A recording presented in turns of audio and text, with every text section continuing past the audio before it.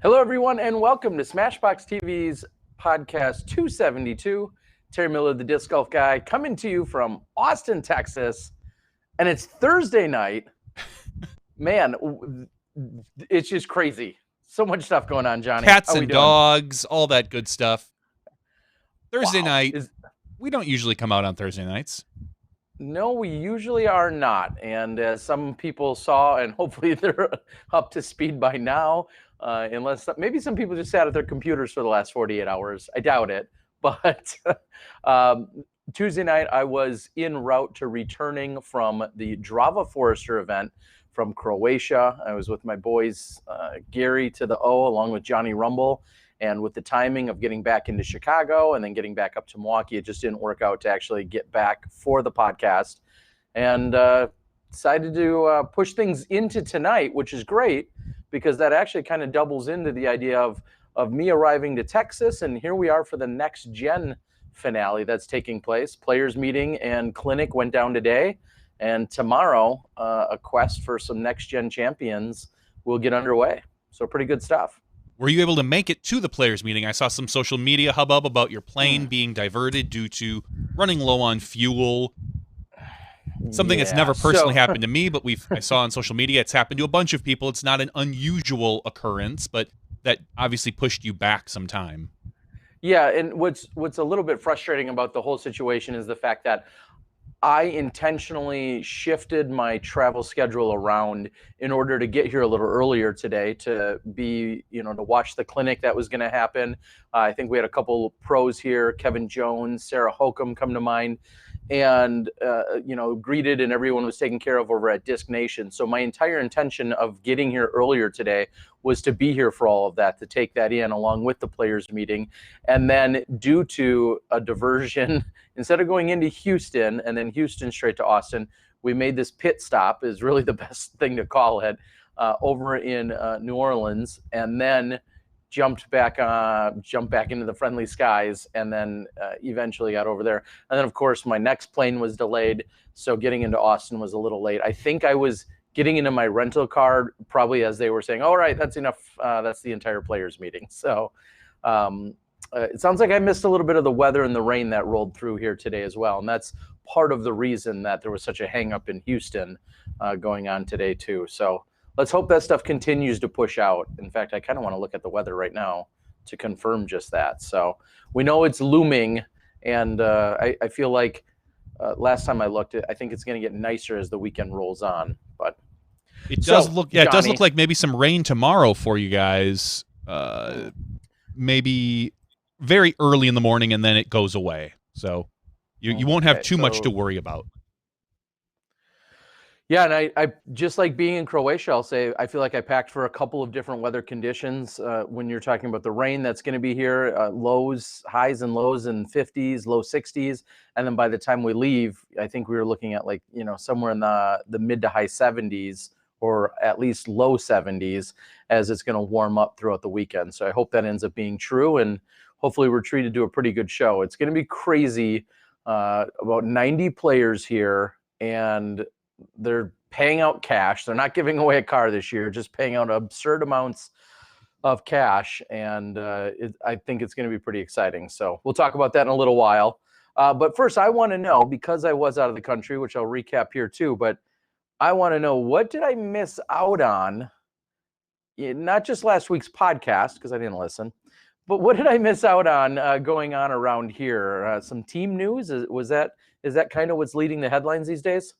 It is. It is the hot stove season, as we talk about. That's the MLB term that everybody uses. I asked Mo last week if there was an NBA term, and he didn't have one. So I assume there isn't one. If Mo doesn't know it when it comes to the NBA, then it doesn't happen. Just like in the late 80s, we always hear, that Nike ad campaign, Mo knows. Mo knows. Mo knows. I do now need a black and white picture of Mo. With the bat? Yep, no, I want a tripod. Like a tripod. I think that would be more appropriate. Let's make that happen. Updated version. There should be. I agree. The big news that we've seen is right now Drew Gibson has officially claimed sponsorship, has been claimed by Infinite Discs. Now, he's the second player to be sponsored by them. Dave Felberg, who's running the Next Gen Tour right now, is the first. Big name. I don't know if they have other sponsorships. Maybe they're helping other players out on the down low. But as far as full team sponsorship, but that's not it.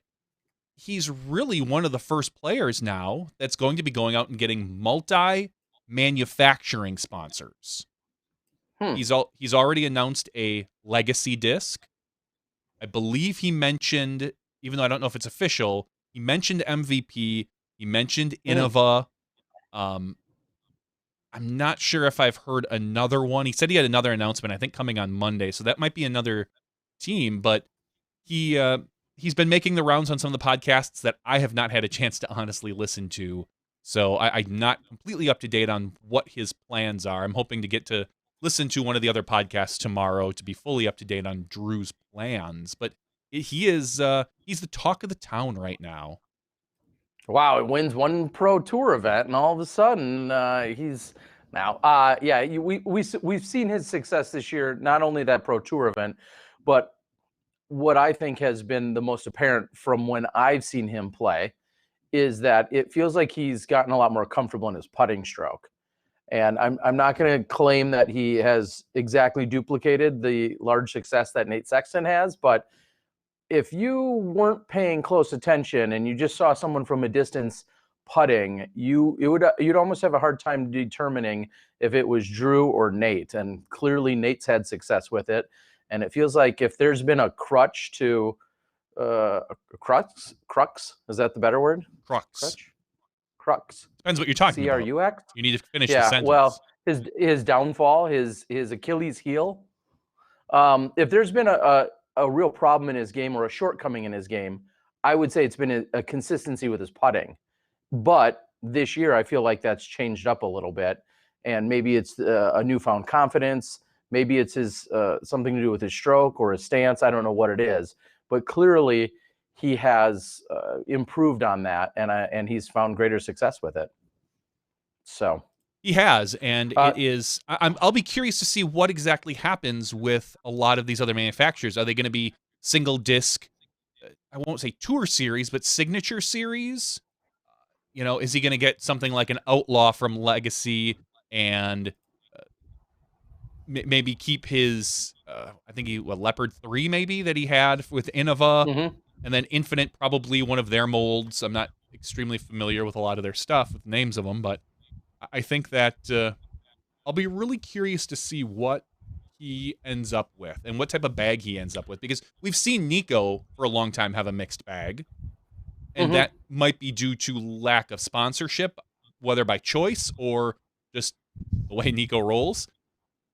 But Drew is specifically going about and doing this. So this is kind of, again, it's kind of a first in our sport. So he is really delving into some waters that haven't been touched before. Yeah, and I haven't had a chance either to listen to maybe some of the exact details or reasoning or explanation of his sponsorships, but I feel like a few years ago we saw Nico specifically have a sponsorship that involved Legacy and simultaneously involved MVP. So having a little bit of an official mixed bag sponsorship isn't 100% earth-shattering or new or groundbreaking.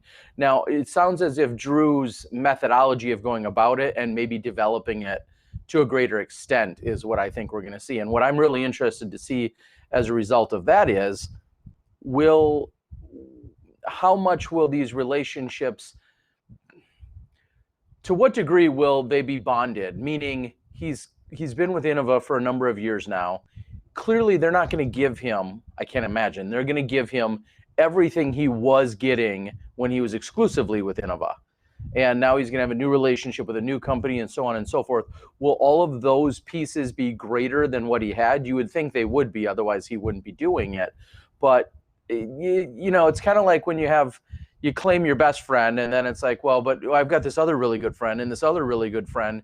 And eventually someone is going to feel a little bit weird or jealous about the situation if you're claiming them all to be your best friend. I mean, you know that, Johnny. I mean, I throw those words around with you occasionally. I mean, sometimes I like you. So, but seriously, that's what I guess I think is going to be interesting to watch that play out. And will somebody get frustrated or jealous or upset or feel maybe less than in a year or two from now? Will one of them be like, okay, sure, there's what is that, polyamorous? There's three of us, in this relationship, or four of us in this relationship, but I don't quite feel like I'm getting what I need out of it. Therefore, I'll no longer participate. So I don't know. Nothing but pure speculation. I haven't spoken to Drew specifically, and I don't know the details, but those are things that come to my mind as kind of a knee-jerk reaction. I'm just excited to crazy? see. No, it's not crazy at all. I'm excited to see what happens with this in general, and whether this is going to start a trend, we'll say, of players that maybe try to do this. I don't see this happening with a lot of our, and no offense to Drew, but a lot of our extreme top tier biggest name players, because companies are going to want to lock them down. Now, whether or not those players want to be locked down, that's going to be a whole nother discussion. I guess maybe it depends on what happens with Drew. But Drew is in the position where he's a good player. He's well known. He has a reputation, for better or worse sometimes. And his name is synonymous with throwing far. So getting specifically maybe a driver in his hands could help out a particular disc or manufacturer if he can throw it well. I just don't see this moving beyond some of our bigger players. I think this could work out for your 10-20 to maybe, we'll say 10-25 to 10-15 rated players that want to expand. Yeah, you would think, and we'll just use maybe some more of the extreme examples. When you look at a Wysocki or you look at a Macbeth, our two highest rated players, or an Eagle, I think you're exactly right that those guys are probably going to be more diligently locked in and more exclusive. But you're exactly right too. This could change the landscape for everyone. It's really tough to determine right now. It will come down to the nuts and bolts of what is he getting, and how do all of those partners feel in a year from now or in 2 years from now. So, he's clearly making a push for it. I saw him with another post today. I think we saw in the last day or two, he's released a logo calling it Gibson. Wow.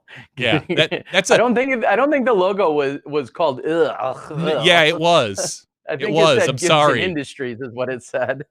Ouch. Yeah, I'm sorry, Drew. You've been on Drew's bad side before, and now you're going to be again. I have. I'm sorry.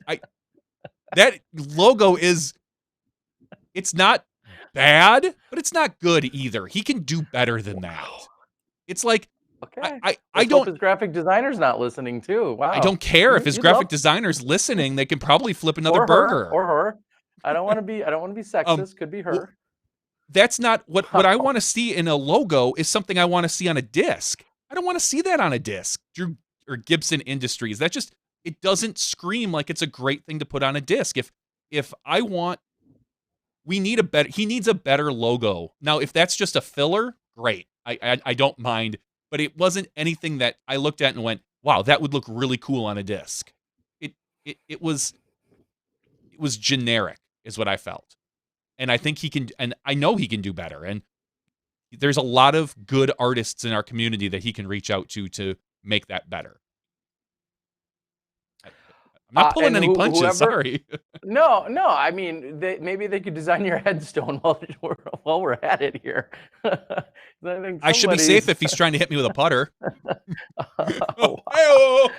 Oh my gosh! Just all right. Kidding. I love me some Drew. I can already read the hate DMs coming in right now, so thanks on that. They'll come to me, don't worry. So clearly we saw that going on. and there was some conversation about it. I know last week you had Jordan Castro on the board, or Jordan Castro on the show, I should say. I think he's on the board now. He's on the board right now. One of the gentlemen that's put it out there saying, hey, he's now a free agent. He is not with Dynamic Disc. I think we're going to see some restructuring, and we see players that are getting renewed right now, some for multi-year deals. I know we've talked about Kristen and Silver, are two that come to mind. But also, I think you're going to see I don't want to say a trimming or downsizing. I just think you're going to see a little shift in our players. We have so many players that are sponsored. Look at Latitude of a few years ago. Latitude came in and felt like they scooped up everybody, like just a ton of players, everybody, from like your best to your middle to your hope to be, great, and everyone in between. And then there was a significant downsizing. There's a lot of bulge, I think that can happen out there. There is. And we asked this with Jordan last week, and he kind of gave us an answer, but I don't know if anyone really knows that. Do we feel like the top players are starting to suck the air out of the room? Are they starting to make less room for either your middle tiering touring players, or we'll call them upper tier regional players? Because even today or yesterday, Wisconsin local Justin Lammers, he announced that he's no longer sponsored by Discraft. And it sounded like they dropped him. And I don't know what that means. I don't know if Discraft is culling some of their middle players and bringing on more heavyweights, or how that's going to work. But I think we're going to see this more and more this year. I was actually just on, it's funny, I was just on the Discraft team site just before the show, just kind of seeing if anything had been announced or anything was thing. And I noticed one little bitty change. Under Paul Macbeth's name, it said GOAT a couple weeks ago, or a week ago. Today, it says #making moves. It was the minorest of website changes, but I got like a funny, I wonder why they changed that. Is that something Paul asked them to change? Were they getting kickback? Was it nobody else's tagline, so to speak, had changed other than that particular one? But they do have some spots marked out for players that they're looking to bring onto their elite team, ones that they say are still under negotiation. Some names you don't see on there. Austin Turner. His name isn't currently up there. He could still be in negotiations. They have a Icons team, which has Ron Russell, Nate and Val on it. And what I found interesting was the spot. There's a spot right underneath Paul Macbeth. And then underneath that, it goes to Paul Ulibarri. It's purposeful, is what it appears. Because otherwise, you would just have your team, and then I think everybody's name under it. There's a spot there that they are looking to fill. And that is going to be a big name, I feel like. Because it's just in that position where you would look at it, it's, as they say, above the fold. If you're talking about newspapers, it's right there. Yeah. Should I tell everybody who it is? It's me. No. I've been throwing the buzz longer than Paul Macbeth. I should be up there. That's a good point. And they haven't asked me to rejoin the team. Are you sure? You're not one of those under negotiation? There was a conversation. Jeremy Rusko was signing a contract today that EMAC posted, and he was trying to tease it out there who it might be, and just said, well, if the right person's bringing a bag of money my way, anything could be possible. But no, you're going to see some big stuff happening over at Discraft. Of course, it's big enough in the fact that a few of us can't share it. Some of us that do know or are in the know, but clearly some big stuff is going down over there. But it's interesting to see, not everyone's as smart as you, Johnny, to be out there and actually observing the websites and taking notes of the little intricate changes. But that's one great indicator for the companies that are on top of that that can be a really great indicator. Now, I also think back to years ago when sometimes there would be stuff on websites that could be outdated by months or even years, but now it feels like there is that much more urgency and consistency to have those things updated. So when things are announced, they display correctly as they should to give them their full credentials. So, and another name, we'll have to see. Another name. Well, two things about players' sponsorship. We saw Dixon Jowers make a post that said something along the lines of, "Funny to see big name pro players here in Emporia," and so I reached out to Dixon and Cameron Messerschmidt, like that's a big name. That's the joke I made.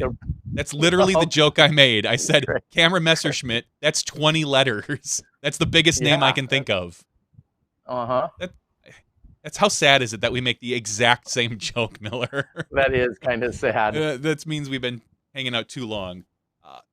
So that might have something to do with the contract that you were hinting at. I don't know for sure. I do know that next week, Tuesday, we do have a slot. We were asked to hold a position for an interview with someone from Bobby reached out. The easiest way to put it. Bobby reached out and said, "Do you guys have a slot for me next Tuesday?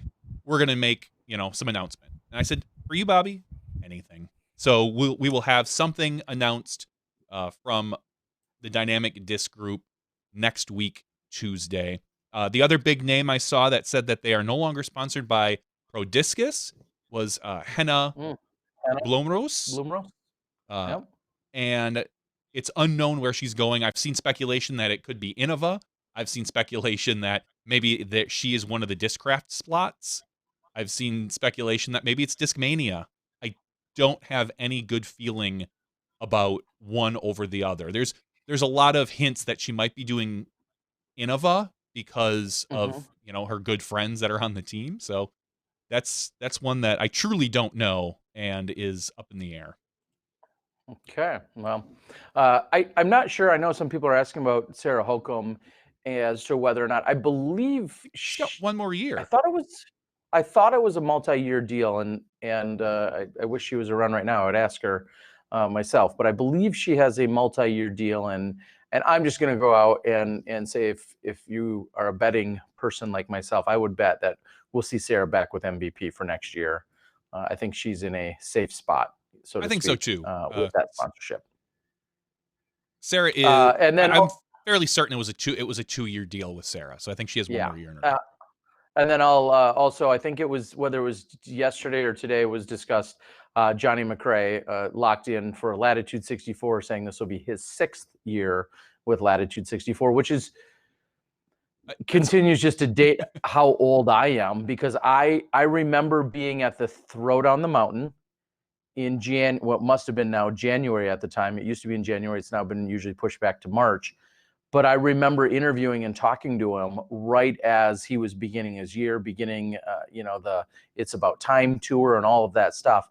I do not feel like that was 5 years ago already. So it's crazy to think that he's going into his 6th year with Latitude 64. He's had such tremendous success.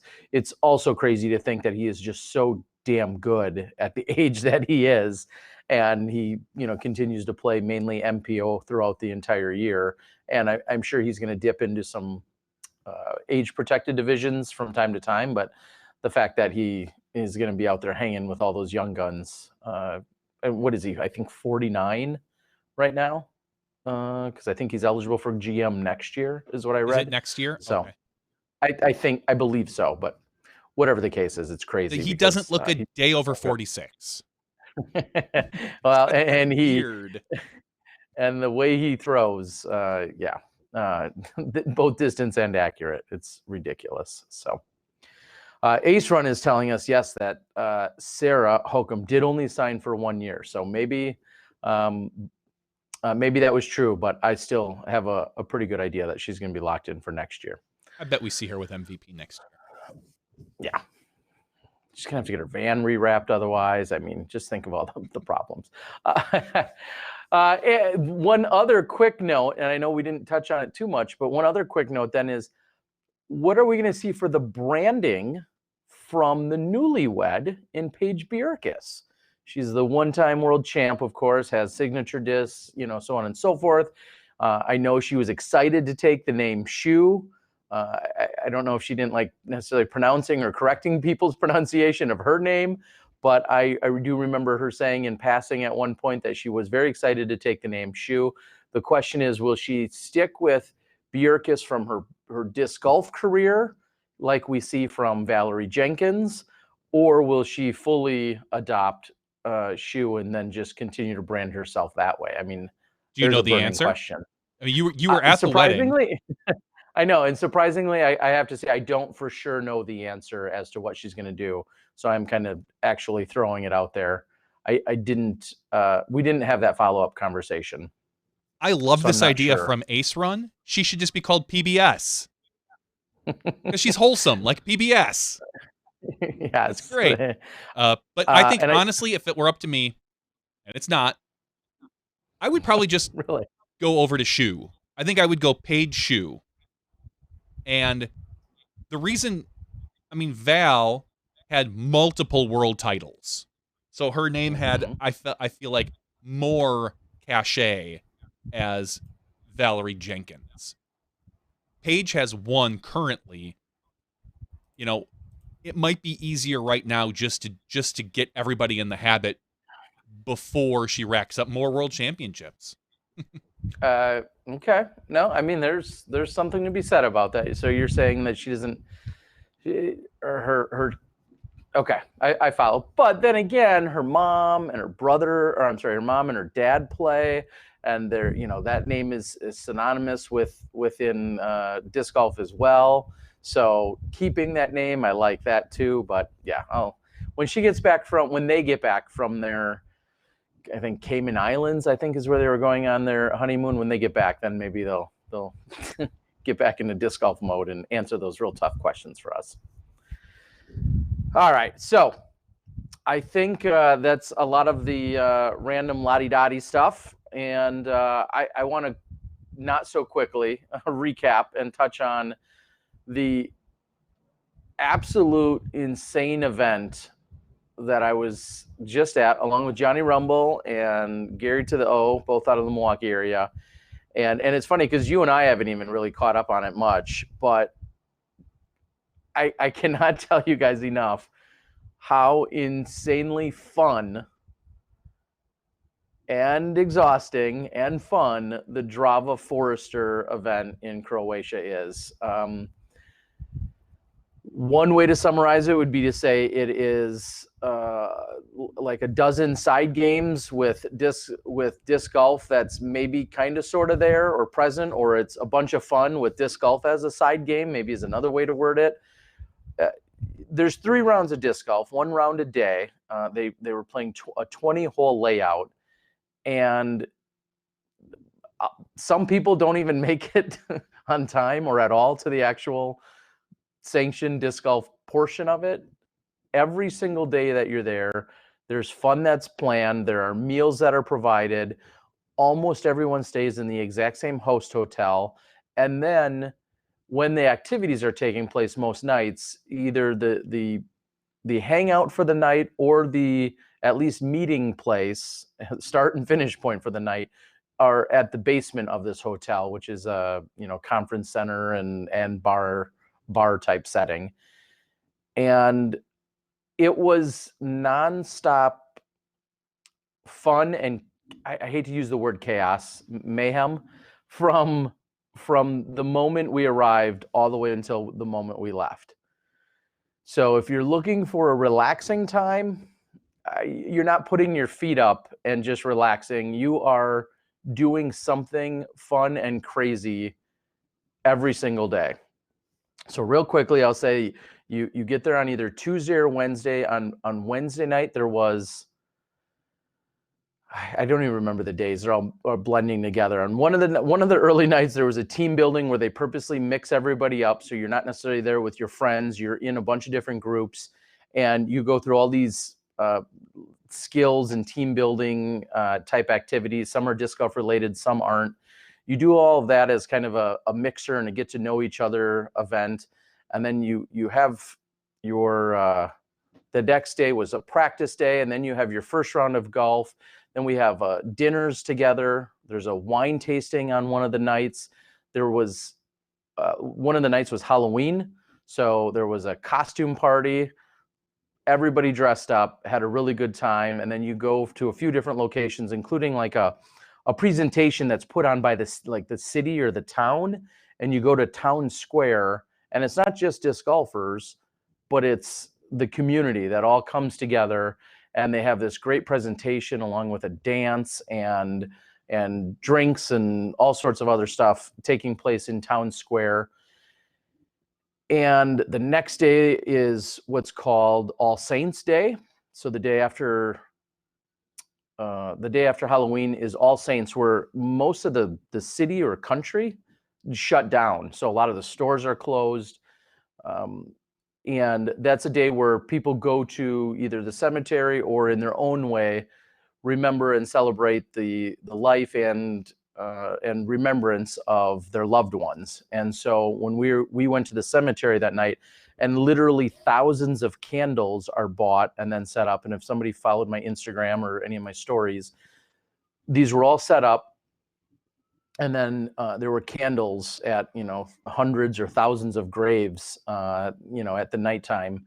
And it was just such an incredible sight to see and a gathering. I don't know. It's tough to explain as to the crazy emotions that are going on while you're there.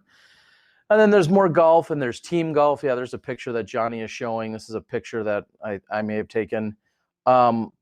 Those are the candles, and that's just one of the gathering spots in the center of the cemetery.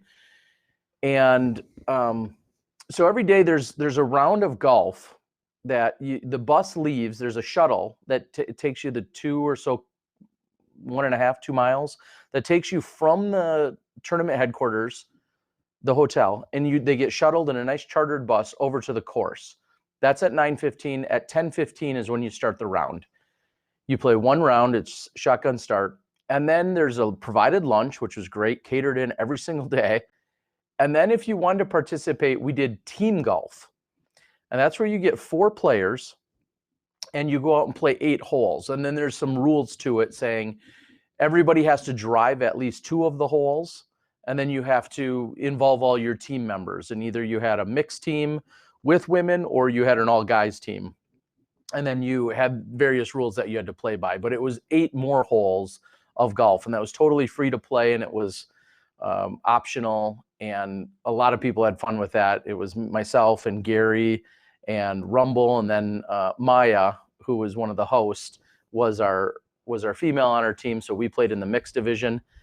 And so you played 8 more holes of golf that day, and then 8 more holes of golf on the final day. It was just incredible. And every night there was another party, and then there was a themed party of you saw a lot of us wearing pink, black, and sequin or sparkly was the theme for Saturday night's party. So everybody came dressed up that way. Sunday night after the tournament, there was still another gathering with dinner. It's just the amount of fun that you have there from the start all the way to the finish is like no other event. Johnny, you have never attended an event that's this much fun at any point. It did. It looked like a lot of fun. And I mean, obviously, jealous would be the word that, you got to go out there and I got to see some of my buddies out there and I wasn't able to attend. I'm hoping that maybe, that's something, again, we can take care of in the future at some point. But it did look like just activity after activity and all of it fun. Yeah, it's hard to go back and recap all the things we did. I'd have to actually write them out and think about it. But the core of it is, as much as you want to be social, whenever you want to be together, there was something going on. You would get done golfing, you'd maybe have time for a shower, and then there would be a dinner, and then there'd be another planned activity. And then there'd be a late night activity. And then there'd be people up and drinking or dancing or doing whatever you want to do. And most nights that would carry to like 2 or 3 or 4 or 5 a.m. And then every morning you're downstairs. We got breakfast, and then you got on the shuttle at 9:15. You went over to the course. You played your round of golf, and then it just kind of started over again. And I want to emphasize, plenty of alcohol is consumed. You don't have to drink alcohol to have a good time at it, and no point is it a centerpiece either. It's there and available if you want to partake, and if not, you can have, I feel like, obviously as much or more fun than the next guy. In fact, I think that's the smart play. If you really anyone wants a pro tip, sobriety. Sometimes sobriety might be the one that pushes you from that seventh place finish into third, or 22nd into 10th. Sobriety, I think, and just feeling a little bit more of your wits about you might be the win. I mean, there's a few people that struggled to find the course, find their hole the next day. So you want an easy way to get a leg up on some players, really curb some of your consumption. And I think that's a quick way to do it. But I know it sounds silly to say to go to Croatia, to be there, to say like disc golf was a side event, but that's truly what it almost felt like. Let's put it this way, and this might be one of the more shocking components of the entire event. There's no payout. The tournament, it's considered a C tier. They're in a European country, but there's no payout. Philo won. He gets a laminated sheet of paper and maybe a couple other little trinket type things. There's no payout, and no one would bat an eye, think twice, or even care. Like the last thing you are concerned about after that weekend is a payout, because you have gotten 10 times your money's worth in being there and getting what you got for that entire week already. And this is a different setup than what Paige is going to go on in Croatia in Correct. 2 to 3 weeks, I think is what I saw. Correct. So just to throw that out there, please go sign up, do Disc Golf Tourist. I think it's discgolftourist.com. Similar people. You've got Maya and Dinko, who are, these incredible organizers and hosts, and then Paige and Alyssa. But that is so much more, I think, sightseeing, and it still, I think, has that togetherness and kind of that family, participation, traveling together. But that's focused, I believe they're visiting 4 or 5 different cities, and they're doing other fun group activities together that are off-site. Whereas this was, we were either at the hotel or at a surrounding business. We were at a couple of the local restaurants. We went to the local cemetery. Those types of things, all right there in Varsden.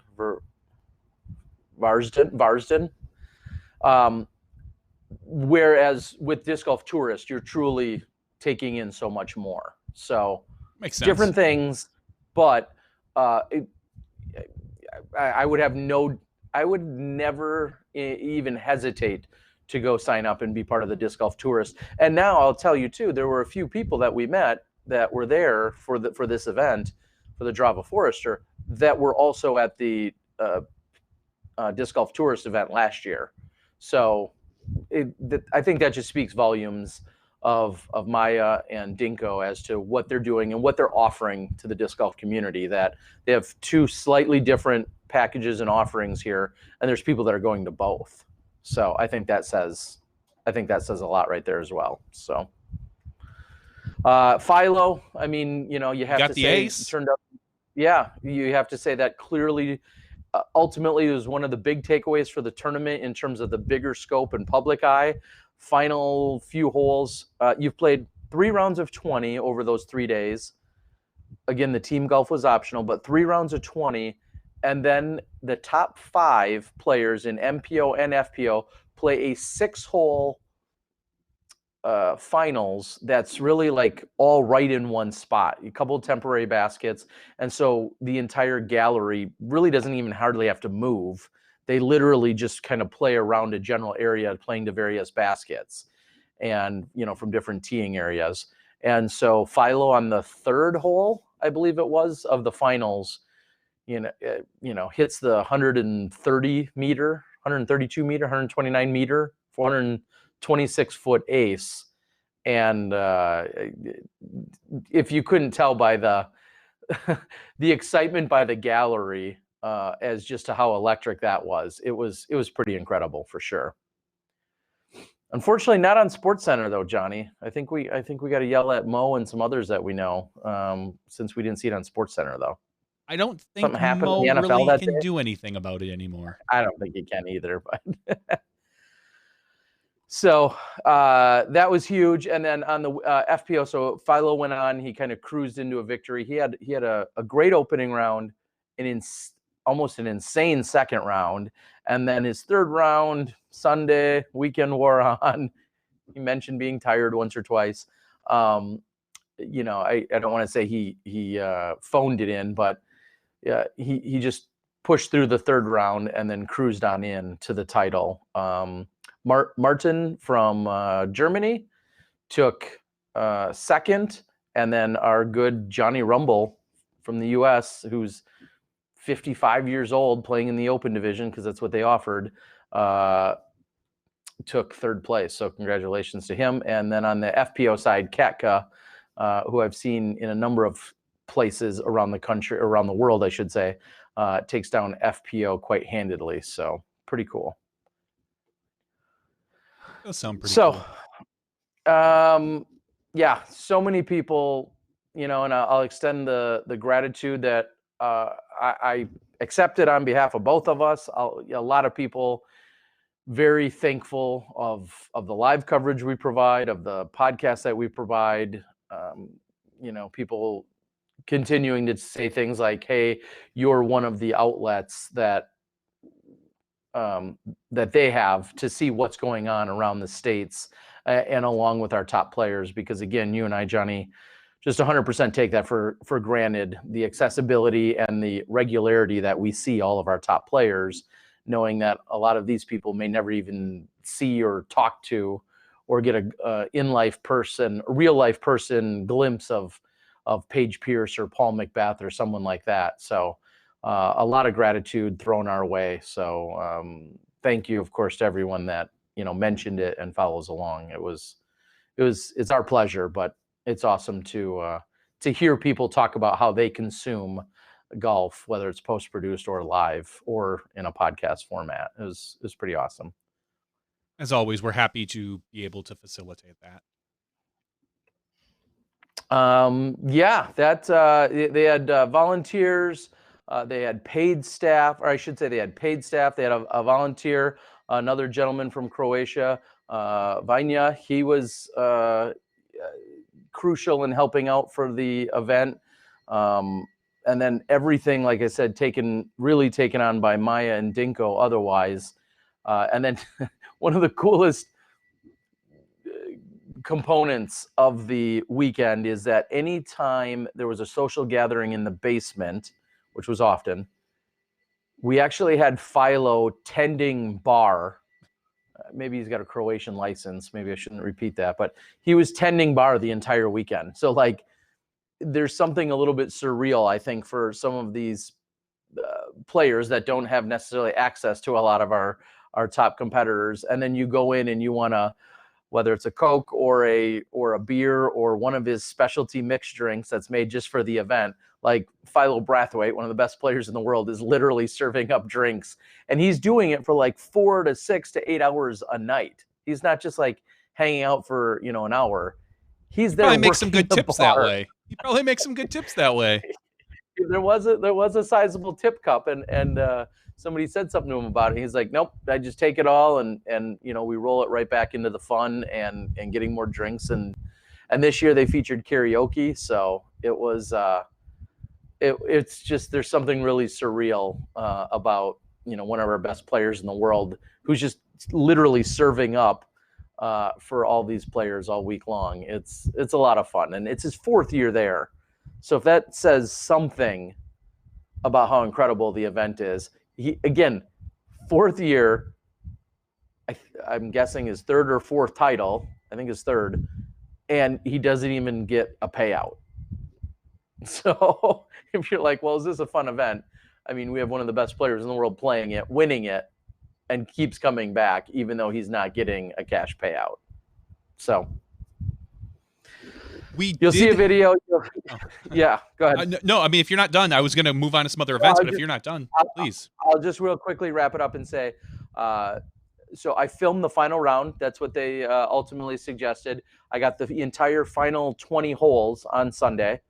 And then I filmed the final 6 holes for the FPO division and the final 6 holes for the MPO division, which is when Philo got the ace, spoiler alert.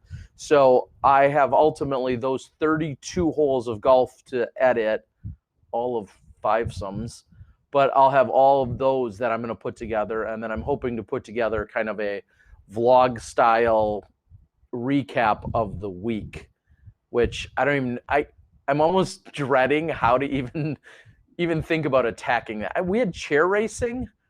We saw that online. I mean, seriously, it was mayhem. And Derek Robbins, one of the most established, the single most traveled disc golfer in history. He's in the PDGA Hall of Fame, and he's sporting his pink V-neck shirt, playing in the putting games, the beverage games, the chair racing.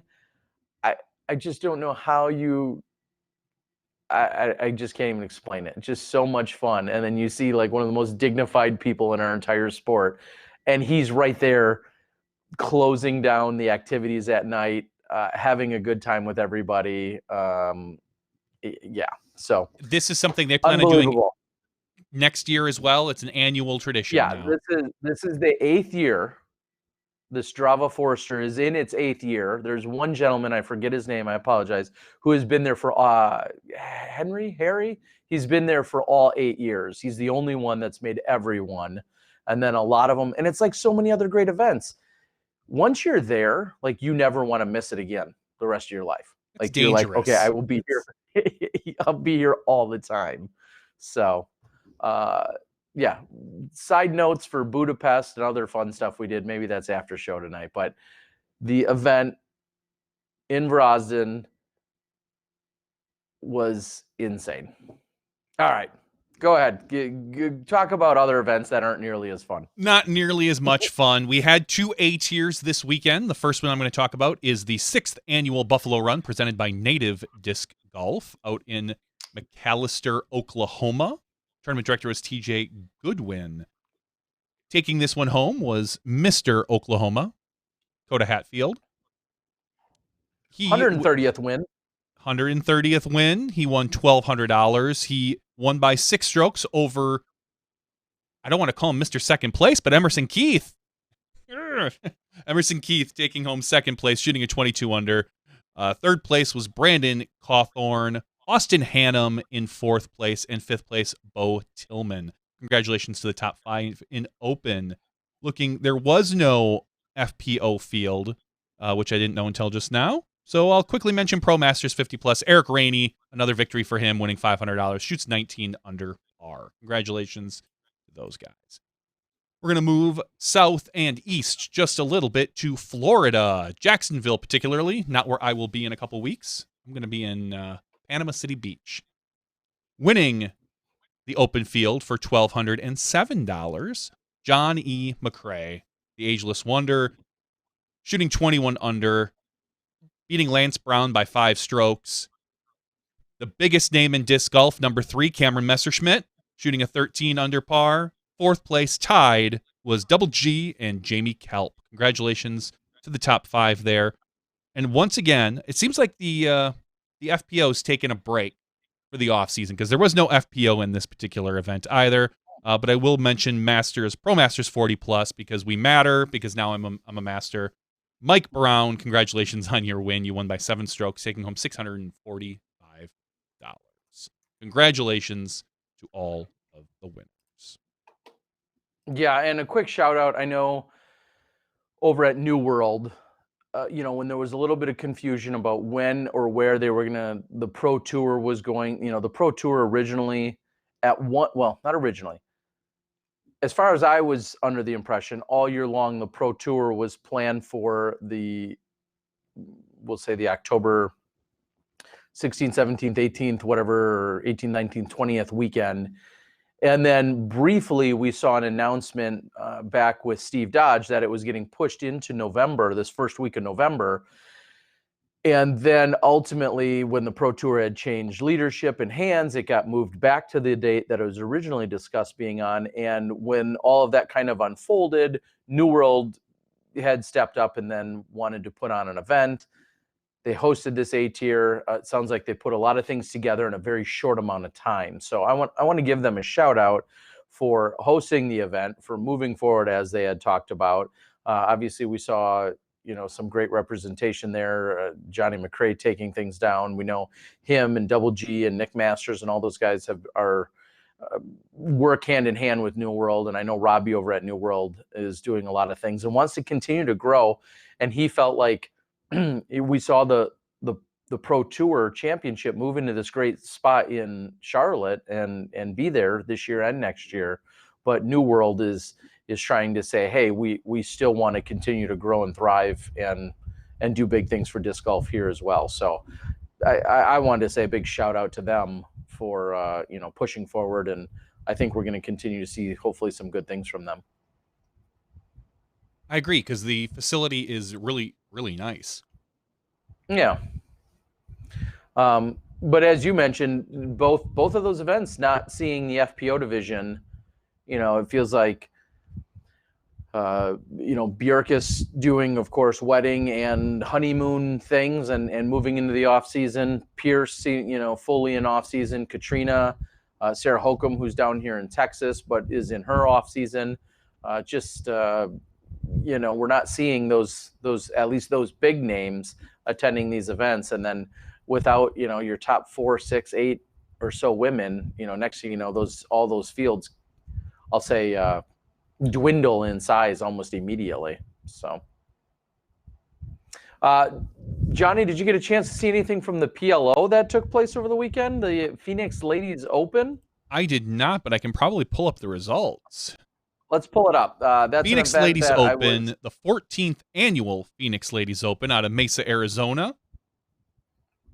Tournament director Jamie Spencer. Congratulations. This is a big event. Winning, actually, I did see something about this, because winning in the open women's field was Callie McMoran. She shot a 10:30 rated final round to win this. Yeah, she shot a 50, which was a 17 under par. 17 under par. The course, amazing. 17 under par on on 22 holes. 2 and 2. Yeah, it's very much, thanks, Chuck Blurry. It's very much set up as a shorter, much more attackable, beginner-friendly course. Most holes coming in at 300 or less. Well, actually, this year I should correct myself. This year it didn't take place over at Vista del Camino. It was over at Fiesta Lakes, which there too, I think they probably made a few adjustments. But they had it set up as a 22-hole course.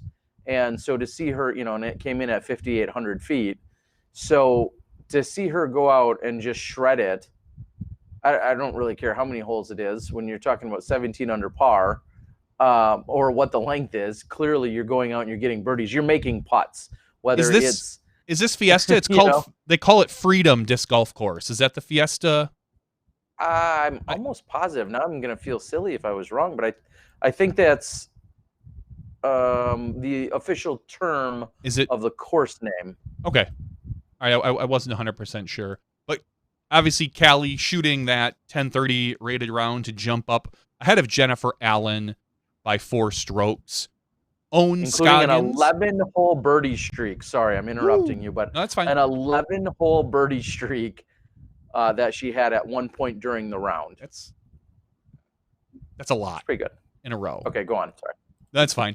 Scoggins taking 3rd place.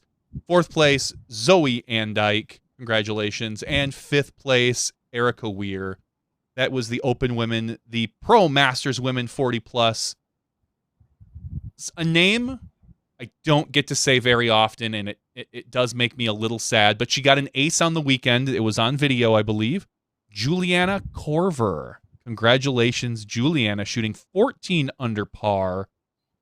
Would have put her in 5th place in the Open Women, just saying. But she wins the Pro Masters Women 40 Plus. Amazing. $270, beating Trina Ledig by 13 strokes. Shooting, AKA, Juliana shot a 901 and a 952. Wow. Both over her current to know. rating.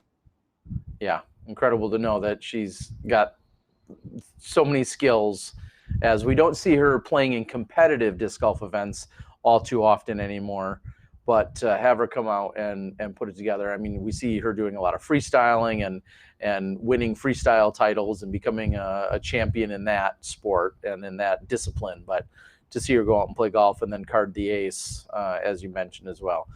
Trina being Anthony Barella's mother, who finished second to her, and Lorena Dostal, who I know travels and plays quite a bit. Also, I see just one stroke off that pace. So, yeah, pretty cool to see. Chris Cobb did confirm that Fiesta is now known as Freedom. So we have the official confirmation. Yes. Nice job. Congratulations. I just wanted to make sure because it did say Freedom, and I had not heard that term before for the course. Yeah, I think I heard that a few years ago, in fact. So sometimes I retain a little bit of information in this little brain of mine. Awesome. And Chris Cobb, quick shout out. Ultimately, because I couldn't be there, I've been at that event, I think like the last 4 years or so. It's one of my favorite events to go to. I got locked into going to Croatia, which clearly I'm not, second guessing in any way or regretting, but in going to Croatia, I unfortunately had to give up my opportunity of being at the Phoenix Ladies Open. And Chris Cobb graciously worked a camera and hopefully captured usable footage. I think he's making some pre-apologies here publicly right now, saying he may or may not have. But if he's got usable footage from the event, I will edit it together and also get that released as well. So although I wasn't there, maybe by proxy, we almost might hopefully have usable footage of the event. And I have to catch up with him just yet. But congrats, Michael Spencer and Jamie Spencer. I know how hard you guys work. And Paul Sacco as the tournament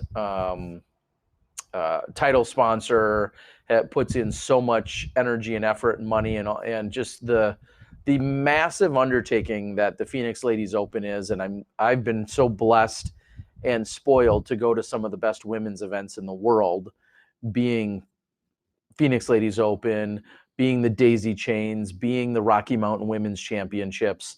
And this one is a must-hit event, and it happens every year.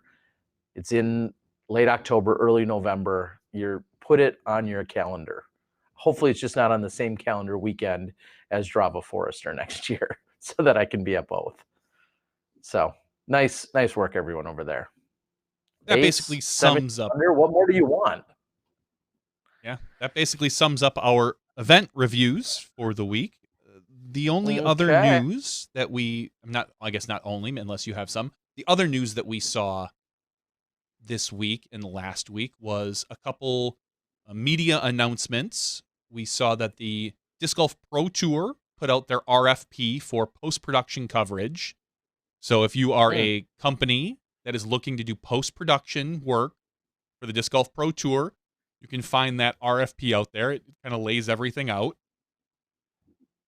My understanding is that they are going to go with probably what they would call the most advantageous deal for them. So if you're interested in doing that, please throw your hat into the ring. The other thing we saw was the PDGA make some announcements starting yesterday. We saw that Gatekeeper Media will be covering all of MPO Chase Card for the National Tour Series this year. That's all 6 events. The FPO coverage, no surprise if you're listening to Smashbox, you know all of this, was going to be covered by Central Coast. That agreement has been made. And my guess is if they're going to make an announcement tomorrow, one each day, is that you're going to hear Jomez covered the MPO for the entire year. In fact, I would be willing to put my house on it. Wow. So all great RFPs, also then What? submitted. The no. Oh. Oh, maybe I think of RFPs as something different then. Never mind. Okay, well, so good to know There's no that. time. There was no time for an RFP this year. Hmm, no time. Actually, I don't know if that was ever said, but I'm making that part up. Well, we've got growing pains. Like Well, Mike Seaver? yep, him and Boner. So show me that smile Show me again. that smile. Don't Nobody waste wants us to another sing. minute of your crying. Oh my gosh. You don't get So any yeah, other Growing Pains theme songs on any on other any other podcast than podcast. this one. I'm just saying. You know, we give you theme songs. You don't get RFPs. It all works out. So, all right. Well, that's good to know. Good to see. Really Uh, happy. Gatekeeper Media, great guys. We got to work with them for the Pro Tour finale. Ian at Central Coast. If you didn't catch the podcast last week, we threw nothing but praise at Ian and Central mhm. Coast because those guys are knocking it out of the park, and Ian is one of the best people in the world. So I'm excited. Oh my gosh. I'm excited to see some of that stuff come out. Yeah. So, uh, going to be great to see. I know there was a really big push that largely impacted me as to an equal coverage opportunity or an equal coverage requirement. I think of Beaver State Fling a year or so ago of having this coverage, and I think about Las Vegas last year where there was such a this tremendous push there at the beginning of the season. I think there were five total cards covered in Las Vegas last year when you talked about FPO and MPO1, MPO2 and 3, and then even FPO2, which is where I was, or the Disc Golf Guys channel was. And we saw five of them at that time. And then it felt as if throughout the year there was not as much emphasis. And I'll be watching to see what kind of emphasis. Now, it feels like some things are a little more locked in than maybe they've been in the past. Well, my Maybe understanding they. is that the PDGA wanted consistency this year, so their main goal was to reach out to companies that they could lock in for every event. So you know that Gatekeeper will have MPO2 coverage all year Mm, long. Central okay. Coast will have FPO1 coverage all year long for every event. You know where to find it. And again, Jomez will have MPO1 all year long. So they have consistency is what the PDGA was looking for in their selection. What I love is the idea of here we are in November, and these teams having that opportunity to know where they're going to be in a few months, and that's a huge advantage, I would say, from previous planning in years. Well, some people have had the luxury of knowing where they're going to be, and some people have gotten phone calls, a few days or a few weeks before they've asked to be somewhere. And so having that locked in, at least for some of the teams, is something that's got to be really, really nice and great for planning in a lot of ways. So hopefully that works out for everybody. Yeah, it's a good move for everyone that it works out for. Yeah, good. We'll see how that works out. That's good. The PDGA Okay. has reached out and is starting to inquire about live coverage as well, just so everybody knows. We're talking about a few different events. We'll find out. Obviously Worlds probably. Although Worlds, I was told there's going to be an RFP for Worlds. So we'll Okay. and yeah, so we're looking at a few events right now and still waiting on what the Pro Tour's plans are. We've got a couple options in front of us. So we're just kind of in a holding pattern at this point. Probably go through some growing pains again, and then I'll sing some more. Step by step. Step by Steps theme song. Is that what you want to hear? No, I just wanted to Because I throw out could go the. there. I'm sure you could. If we got all the teams together, it would be quite a full house. Yes, yes. Sans Miss Laughlin, of course. You know, Aunt Becky. Uh, is she going to go to jail? Yes, for some time, probably not long, probably a week or 2 weeks or 3 weeks or something like Felicity Huffman did. Oh man. What a crazy mix up. That's for the after show though. All right. So I want to touch on not real briefly, but you're going to see a lot of action coming from me probably via social media of the Instagrams, maybe a little bit on Facebook. Next gen. This is was that an exclusive? Next gen. Here is the back, I should say, of the player guide. I believe this was handed out. Unfortunately, like I said, I wasn't at the player meeting, but that is the player guide. I know also real quick, as I'm looking at all these sponsors, huge sponsors on the back here of so many different manufacturers, almost every manufacturer that you would expect to see, and then some. Zuka, I think, is running a special. They have some limited edition carts. Cynthia, Dave's wife, has her artwork on some of them, and I think they're selling them at an absurdly low price. I do not own one. I don't get paid for mentioning it, but somebody pointed it out to me, and I was like, "Isn't that way below normal pricing?" I want to say they're doing like a special cart for $229 or something like that. So anyway, check it out. It's a I think 22 of them were made, is what someone told me. So anyway, this weekend, next gen finale. I'm going to quickly just tell you that there is a schedule that includes them playing Flat Creek. I think all competitors are playing Flat Creek tomorrow. There's going to be 2 rounds out there. Then on Saturday, everyone's going to play 2 rounds at Maynard Park, Austin, which I think is also referred to as East Park, is what I think I saw on one of the names. And then there's going to be a cut where they're going to trim out a few of the players that are going to play Roy G on Sunday. And then Sunday afternoon, there's a cut down to the top 4 competitors of the MA40, the MPO, and the FPO divisions. And they're giving away cash this year, which I think about the cars that they've given away and the Jeep and the Kia and all that other stuff. But this year, they're actually giving away cash. And if a player wants to decline it, they can. But there's been some crazy numbers thrown around. We're talking like 6 figures in cash that's getting tossed around in terms of prizes this Someone year. said $90,000. I've heard 90. I've heard 100. I don't know if there's been any variation due to the fact that we're looking at roughly 90 competitors as opposed to, I think they were expecting a few more possibly. So I don't know how much that has or has not. I have not talked to Dave recently as I've been traveling, but it's an absurd amount of stuff that they're planning on giving away. And it's going to be cool. And I know this year, Ace Run Productions is here. I know they're on the board right now. They're a few doors down in the hotel. Ace Run Productions is here working on some post-production action. I'm going to be putting together some kind of highlight pieces and recap type pieces for 1 or 2 of the days.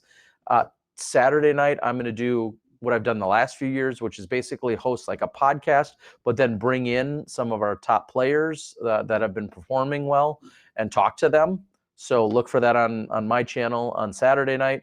And then on Sunday, they're also having Jomez do, I believe, the finals for the top card. So having Jomez is an addition this year coming in as well. So going all out is what it sounds like. So pretty awesome to have. And of course, this is a different venue. The last few years we've been over at Fountain Hills, which has also been an amazing venue and a great place to be, but moving in a little bit more east now, being in Texas, and just there's a lot of excitement about what's going on and all the stuff that's going to be given away this weekend. I was just going to quickly look through it again. I couldn't even read it all off. I don't got time for all that. We don't have time for all that. But also on the extra fun, it shows that there's a putting contest at the players' party. There's a raffle for custom baskets, a distance contest brought to you by Prodigy, Zuka carts, all sorts of stuff. And one of the slight adjustments that they made that actually I think keeps things very advantageous for the players. I know at one point they talked about it being an A tier, but they actually adjusted it to being a B tier so that if a player declines the cash, they can still get merchandise value instead of getting nothing. Because if you're in an A tier, and this is a rule that's been kind of adjusted throughout the years, as an A tier event, if you decline, I believe it just passes on to the next person and skips right over you. But if you're a B tier, you can instead accept merchandise in lieu of that cash. Like 70% or something along that line? Is that what I saw? Something like that. But whatever it was, it sounds like it was to the advantage of the player. So that's why I think there was an adjustment that was made, and I'm sure it's spelled out here, and I did not get a chance to read everything. But Zachary on the board is saying that they got in their players pack, they got 10 discs, a bag, a Zuka cooler, a Keen coupon, et cetera, et cetera. Wow. Okay. So pretty cool stuff. Yeah, there's like 6 or 8 pages just of sponsorship stuff, which is pretty cool to see on here. And like I said, all your major manufacturers: Legacy, MVP, Innova, Infinite, Discraft, Gateway, Discmania, Latitude, all listed on here. Prodigy.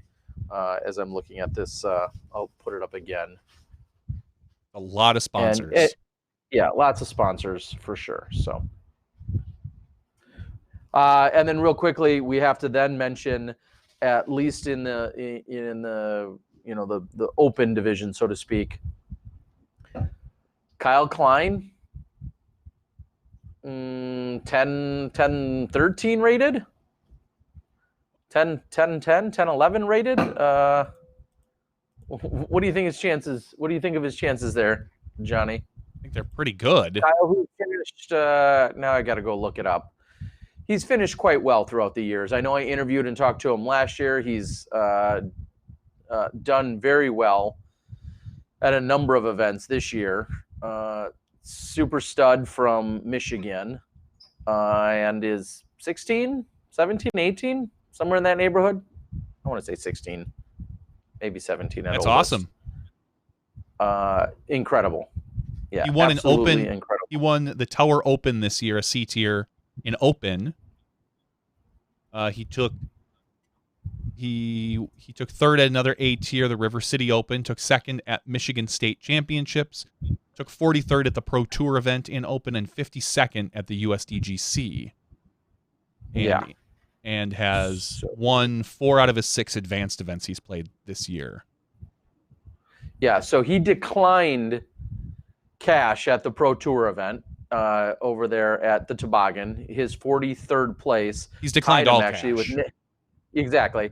His 43rd place, just funny enough to put this in company, he tied at the Pro Tour event Nathan Queen, who we saw vying for the USDGC title, along with Jordan Castro, along with Jeff Cool. But also, so it's funny, 2 of those names that we very much have recognized just in the last few weeks and been in conversation with, that he had tied those guys, and he was one off of Matt Bell at that particular event. So clearly just incredible play.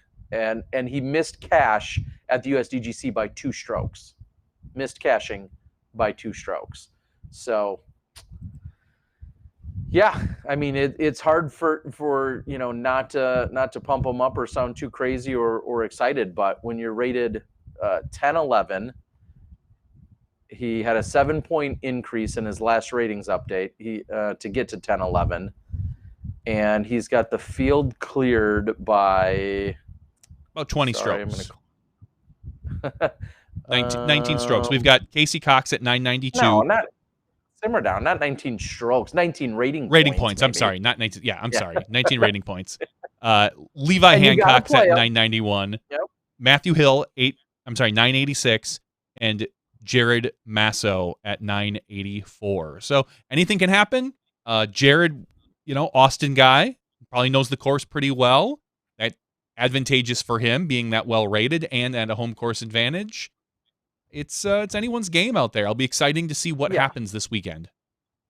And we all know disc golf's not played on paper. It's not played exclusively with ratings. So by no means am I ready to go find him here in the hotel where I saw him and and hand him his big check or anything. But he is definitely in a really good, solid position, and he's just such a quality player. And he's a really, and I don't sound too old when I say this. He's a really good kid. Because he is just that. He's still a kid, and he's just a well-rounded human and individual. So I look forward to watching him play, and I look forward to meeting some of these newer faces and names of other people that maybe haven't been in the region or been at the finals or something like that, or the regionals that I've been to in the years past. One thing I did notice about this event, maybe more so this year than previous years when it's been in Arizona, I don't think it's just a regional thing. I feel as if there's more diversity and more states possibly represented this year. Did you get it? Was there any of that conversation? I've got scoring director Scott Reek in the house of out of Kansas City. What all do you take care of? Like 100 Trilogy Talk. Trilogy Talk, United States Amateur Match Play Championships. A lot of the tournaments. He runs like 1,000 tournaments, 1,001. There's 27 states represented just in the open field. So there you go. And I don't know how that compares to previous years, but I feel like it's a few more than normal. So. I did not count up the other divisions. And now you say disc golf isn't played on paper, but you know what it is played with sometimes? Dice. Oh! Dice. I guess. Dice. I feel like I'm rolling the dice every time I sign on with a new. Never mind. We saw Steve Dodge make a small kind of announcement, nothing official yet, but he's teasing out a new disc golf game that he is developing, a board game, and it involves a couple different dice. I thought I saw 4, 5, 6-sided dice and a couple 20-sided die. I don't know. I'm excited. Apparently, everybody that's played it says they love it, and it's a lot of fun. I'll be really interested to have Steve on when he's ready to talk more about it and get this thing kicked off and try the game itself. I'm really excited. Yeah, it sounds like they've been having a few testing nights and feedback nights and getting together. A few people that have tested the board game. And then at a certain point, he says he's already, starting to make a few adjustments to it. And then at some point, he may take it to Kickstarter, which I think is a great idea. And, if there's one thing we know for sure about Steve Dodge is he is not short on ideas. And so I think it's awesome to see him moving with this. I know he loves to think about things with strategy and playing board games and things of that nature. So I'm excited to see where it is, and maybe we could get a special SmashBoxxTV edition. Oh my gosh, so many opportunities. A few other media things that I want to announce before we go off the air and go into the after show. Some RFPs? No RFPs. Those don't exist. On Monday, Overrated. I was on Disc Golf Comedy podcast with Tyler Brickley, and he plans on being live, I think, every Monday night. This upcoming Monday, I think he's going to have some short guy, EMAC or something his name is, on with him. But him and I have been talking, and I think we're going to do a little bit more together, have a little bit of fun, and so keep an eye out for that. If you are a subscriber to our podcast, if you're listening right now and you're not a subscriber to the podcast, please get on that. The Smashbox Unsanctioned podcasts are starting to drop. I'm like this close to being done editing the one I did with Christina Linthicum. Nice. And Disc Golf Nerds dropped on Monday for non-Patreon supporters. For Patreon supporters, it dropped like a week and a half ago or something. As I finish them up, Patreon supporters get them immediately. They get all 3 of the quizzes that we do. The non-Patreon supporters only get the first 2. So if you enjoy that and enjoy the format, please go out, subscribe on Patreon. You'll get just a little bit more every week, or every 2 weeks is my goal to put them out. this off Nice. season. And one of the things I noticed, and it's almost impossible for me not to hear it now, you and I, and I'm sure a lot of people, say the word so much. I believe that. So, and then for myself, all right. And I know I said that last year, all right. It's just a way to start up a new sentence for me, it feels like. All right, let's do this. All right. I need to quit it, need to knock it off, and we both need to stop saying so as much. I feel like they both go hand in hand, and all right is definitely a crutch word for myself. I know that it is. And I know it from the fact that when I do like little interviews and kind of fun stuff with my daughters, I find myself saying to them, all right, all the time. So I definitely know that it happens. I started clipping them out of the podcast. Just took the first half a second off of a couple sentences because I felt that, and granted, I'm listening to it 2 to 3 to 4 times in order to tweak it and make sure everything fits and cut out any little things, mouth clicks, and all that other fun stuff. Was there 25 minutes of so's and all rights, and that's why you left 25 minutes of silence in the Disc Golf Nerd version? No, what I did is that one. That's the third podcast. That's the length of the third quiz, and I thought I deleted it, but instead I silenced it. So when I rendered it out, I didn't think anything of it. Uploaded it, and I took the full version, uploaded it to Patreon. Someone reached out and was like, I was hoping I was going to get that third quiz by mistake, and it was just silence. It was 25 minutes of silence because that's where the third one goes. I did upload a new version like later that day with the silence trimmed off. Okay. Do we have anything else that is of crucial, I'll say legitimate disc golf news right now? I don't believe we do. I think we're done with the critical disc golf news. I'm excited. I'm hoping, well, I know next week for sure we're going to hear about one signing, and I'm hoping we start to hear about more.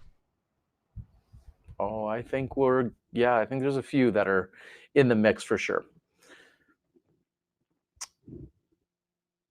I'm trying to think. There was one more thing I was actually going to say. I will say it now, and I'm going to say it in the after show, so double up on it. One or two people have reached out, including someone internationally has reached out and said, hey, I think I won something, but I don't think I received it. You're right, you haven't. That needs to go out, and as I mentioned to him and a few others, please, I say it all the time, so I will repeat it multiple times. If you are owed something or you've won something and somehow I haven't gotten it out, please do not hesitate to send another message. Even if you sent 3, send a fourth or a fifth or a 10th. I'm not offended by you hounding me to make sure that we get it out to you because it's rightfully coming to you. But with me getting back, I'll say back to normal, if there is such a thing for me, I will be back at my home front, my residence, my property in my own state in the next few days. And when I do, I want to make sure I get fully caught up. So I'm going to put that out there again. If you've won something and you haven't received it yet, do not hesitate to reach out to us. And maybe we haven't confirmed your your mailing address. Maybe we have, but I want to make sure that it gets out to you. So I want to put that out there again. I can't stress enough. It does not offend me when you say, hey, we talked about something, or you owe me something, or I think I won something. It does not offend me if you follow up with me. We want to make sure that you get what you got coming.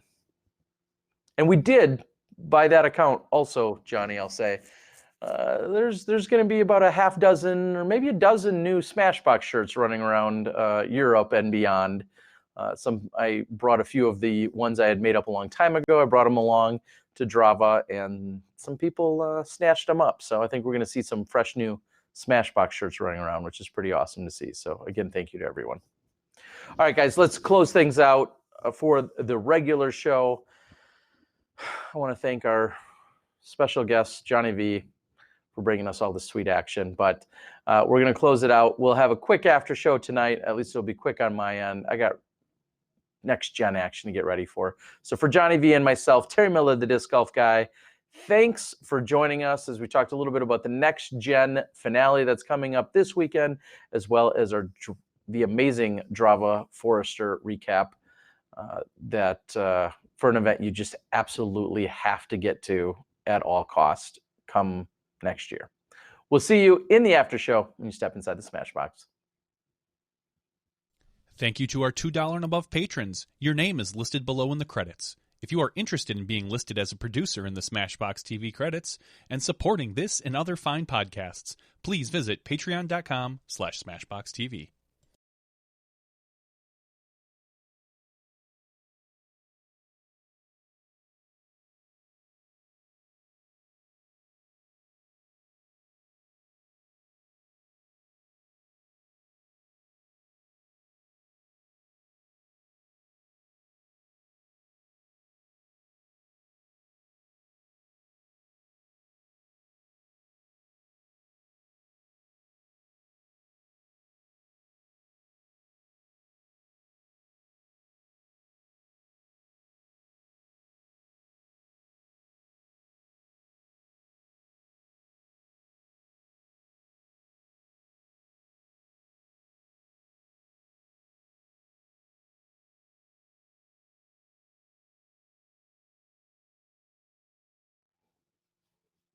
Hello, everyone, and welcome to SmashBoxxTV Podcast 272 After Show.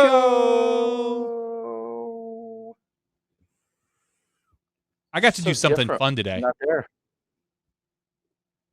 I was at work today, and my boss says, "Hey, you got anything going on today?" Like, not really. He's like, "All right, I was invited to a pizza premiere party for lunch. Palermo's, which is a local pizza. Like, you find them in your frozen food sections. You can find them all over. Invited some people to not taste test, but sample, I guess would be a better way to put it, a bunch of their different new pizzas that they're releasing. And these are, half of them were what they're calling now beer-infused pizzas. So they actually have a local brewer, which they wouldn't tell us the name of who it was, but they gave us some really good hints. The fact that it may be a very popular seasonal brewery in, we'll say west of Milwaukee and maybe a little north. So you can take a wild guess, Terry, at what that is. And it's infused it's infused into the crust in some of the spots and into the cheese in other pizzas. And I don't like beer. It's not my thing. So I didn't love the pizzas. We did try some of they were real beer. I mean, you said you could taste it wasn't like heavy, but you could definitely taste the flavor in the crust of the ones that had it. It just had I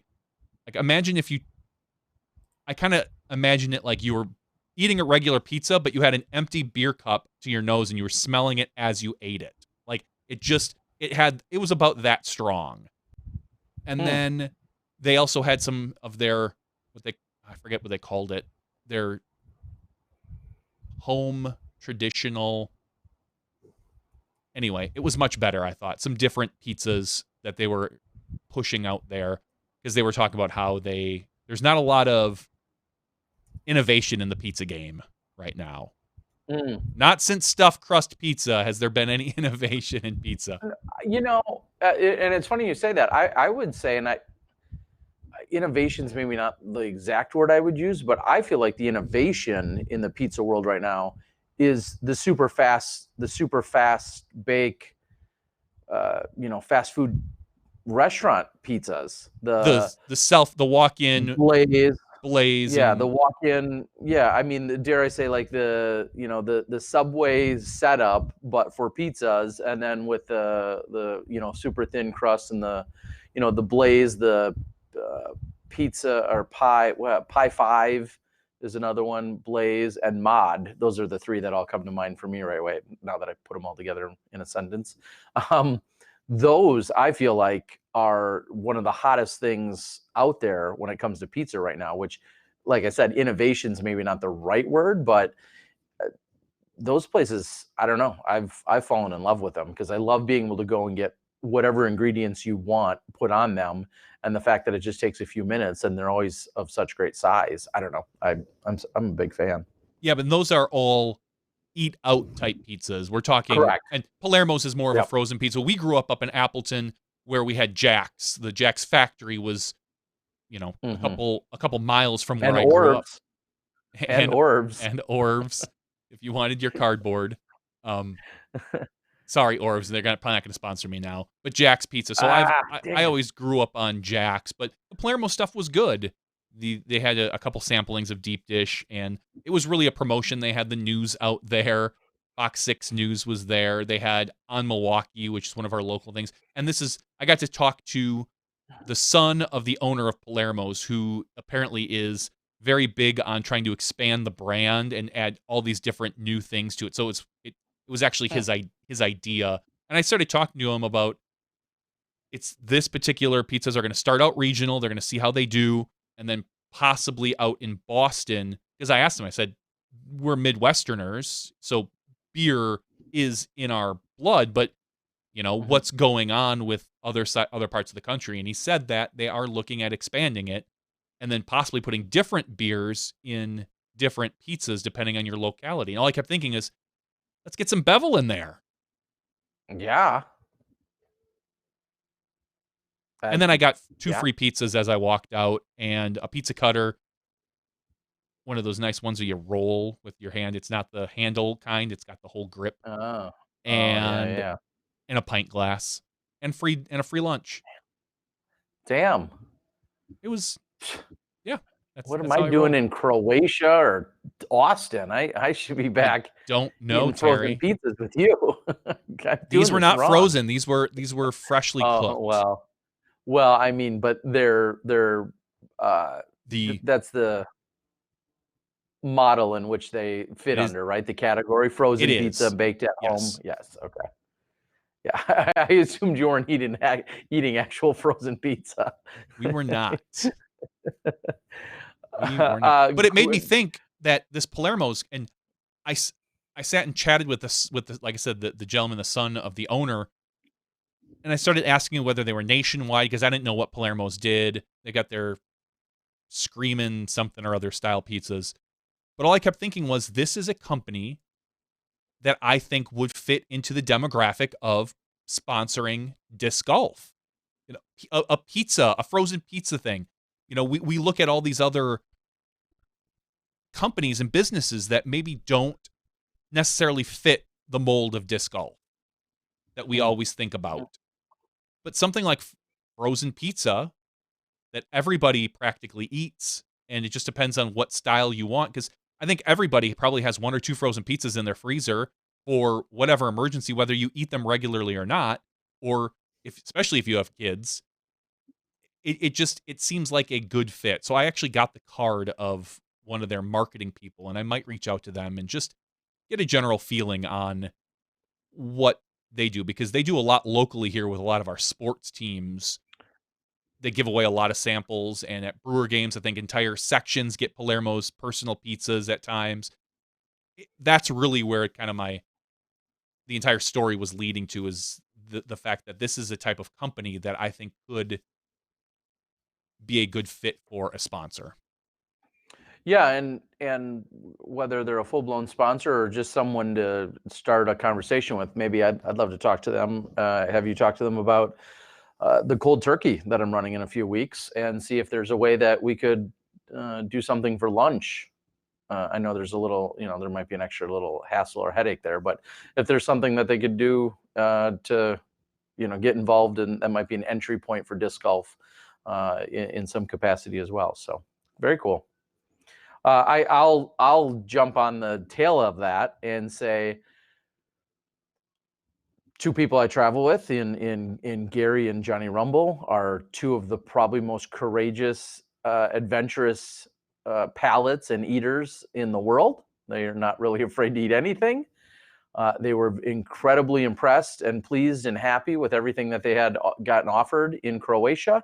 And someone like myself, who's maybe a little bit more American traditional, with like a dabble into trying out new things, also incredibly happy. So that's, I think, a hesitation for a lot of people, to bring this all the way back to Drava Forester. But no, that can be a hesitation, I think, for a lot of people just to travel internationally at all is, oh, well, I like the food. What's going to be offered? What are you typically having? When we were at this event, I think that's one thing that's really cool because they are providing 3 dinners, 4 lunches, and then optional breakfast at the hotel. There was always something that you would like, whether it was meat or pasta or vegetarian, I'll say American based or not. There, you could find something that was offered because almost every meal we had was of a buffet style. So there might be 10 different dishes, and then you could go up and pick and choose what you wanted to try or what you wanted to have. And I thought that was one of the other cool things, because I think a lot of people really do hesitate when they think about where they're going and what they're traveling, what's going to be offered. If you leave Drava Forester hungry, or you felt like there was a void in food, then I don't think you can be happy anywhere because there's so many options. So something else I wanted to definitely point out.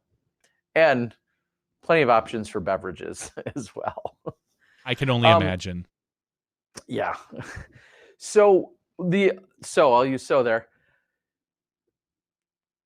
The Packers, and I don't want to get too far into other sports. I know some people don't jump on that, but sounds like there was a little bit of a wake-up call, or cold water in the face, or slap in the face. What went down with our beloved Packers last weekend? They went out west to a Chargers team that looked like a completely different team than they had all year. The Packers were lethargic, didn't even feel like they wanted to play, and they lost. Which is funny because we beat handily the Oakland Raiders, and just moments ago, the Oakland Raiders beat the Chargers.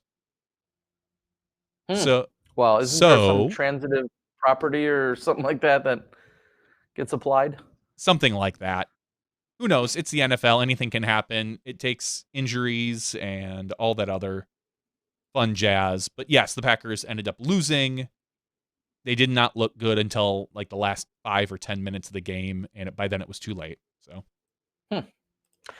one thing that isn't too late, I wanted to touch on because I did another great event that was happening this weekend, and we kind of glossed over it and didn't mention it. I know it was listed as a B tier, but it's in no way treated like one when you're there. Last year, I was at the Australian Disc Golf Championships. Yet again, one of the more amazing trips I've ever been on in my life. But winning like last year was Patrick Robinson, otherwise known as Patty Robinson. Looks like he edged out Jordan Wheeler. I was given a detail here that says Patty Robinson won the MPO, as I just mentioned, but he shot a fantastic last round, overcame a single stroke deficit to win by 6 over Jordan Wheeler. And Jordan Wheeler is a name that we're a little bit more familiar with here in the States because he's come here for the last couple of years, the lefty that's traveled around and has performed quite well. Well, he had a single stroke lead and unfortunately ended up losing by 6, which tells you just how good Patty's final round was. And it looks like it was rated. Oh, looks like the rating is gone here. But I'm sure it was really. This is really creepy. I was just scrolling through Facebook. I have usually creepy on Facebook. An ad for Palermo's Neighborhood Pizza, which I just had. That was their other thing other than the beer-infused pizza. Which is funny because I made no posts. I don't believe I made any posts on social media about it. All I did was talk about it here on the podcast just now. Well, hey, Zucks, I know you're listening. We'd love for you to get involved with SmashBoxx and supporting us financially. Can we use some of the technologies, like some special technologies? Clearly, you're listening to us. It's really strange. Or is it?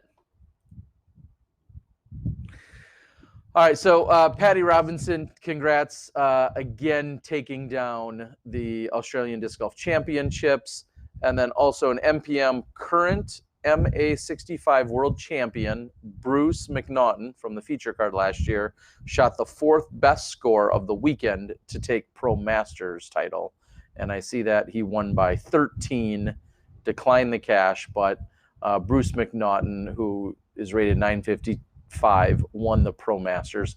Tosh went uncontested in the FPO division, but she did win in FPO. So 100 people, right around that magic, triple-digit number for them, which is a really big deal in Australia. So it looked like a beautiful place that they played at this year, over in Mount Gambier is what I believe I remember seeing. Yeah, Mount Gambier. Saw some pictures out there. Kinga had posted some amazing pictures. So AustralianDiscGolf.com is a good place to check out or find them on Facebook. But very cool to see. So I don't know, Johnny, three big or really unique, big and unique events going on this weekend that are all kind of now near and dear to my heart, being Drava Forester, Phoenix Ladies Open, Australian Disc Golf Championships. I'd love to attend all three if they were just on different weekends. Somehow maybe we can make Zuckerberg can help make that happen since he's listening and watching. He's in a little hot water right now. I think he's got other things going on. Oh yeah, like just they are getting hammered on a lot of sides. So you see that they changed their logo? Facebook did? Yes. It's now Facebook, but it's all capital letters. I swear to God. It's just it's like a rebranding. And I saw a headline that talked something about a rebranding, but it also didn't seem like it was legitimate in the way that it was worded. But you're telling me that there's some big. It's funny because I couldn't even find Facebook written somewhere because.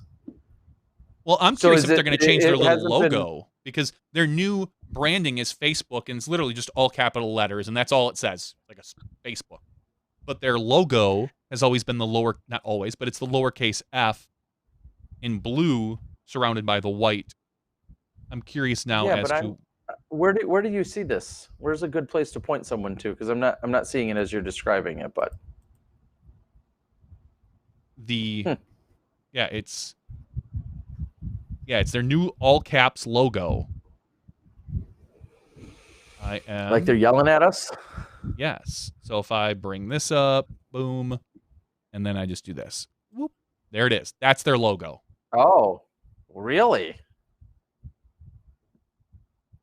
That's it. I mean, going with a different color scheme. Well, I think the color changes actually from what I saw. I don't think they're set on a color. But it's just a really goofy thing. Okay, that is. I did not see that. I saw a headline that mentioned something about possibly rebranding, and if there's legal implications with some other stuff that they're in trouble for, but I did not necessarily see that. So that's why you have me here, Terry. I can fill you in on all the useless tech news. I did manage. Oh, I almost forgot. You guys need my. I don't write them down. Damn it!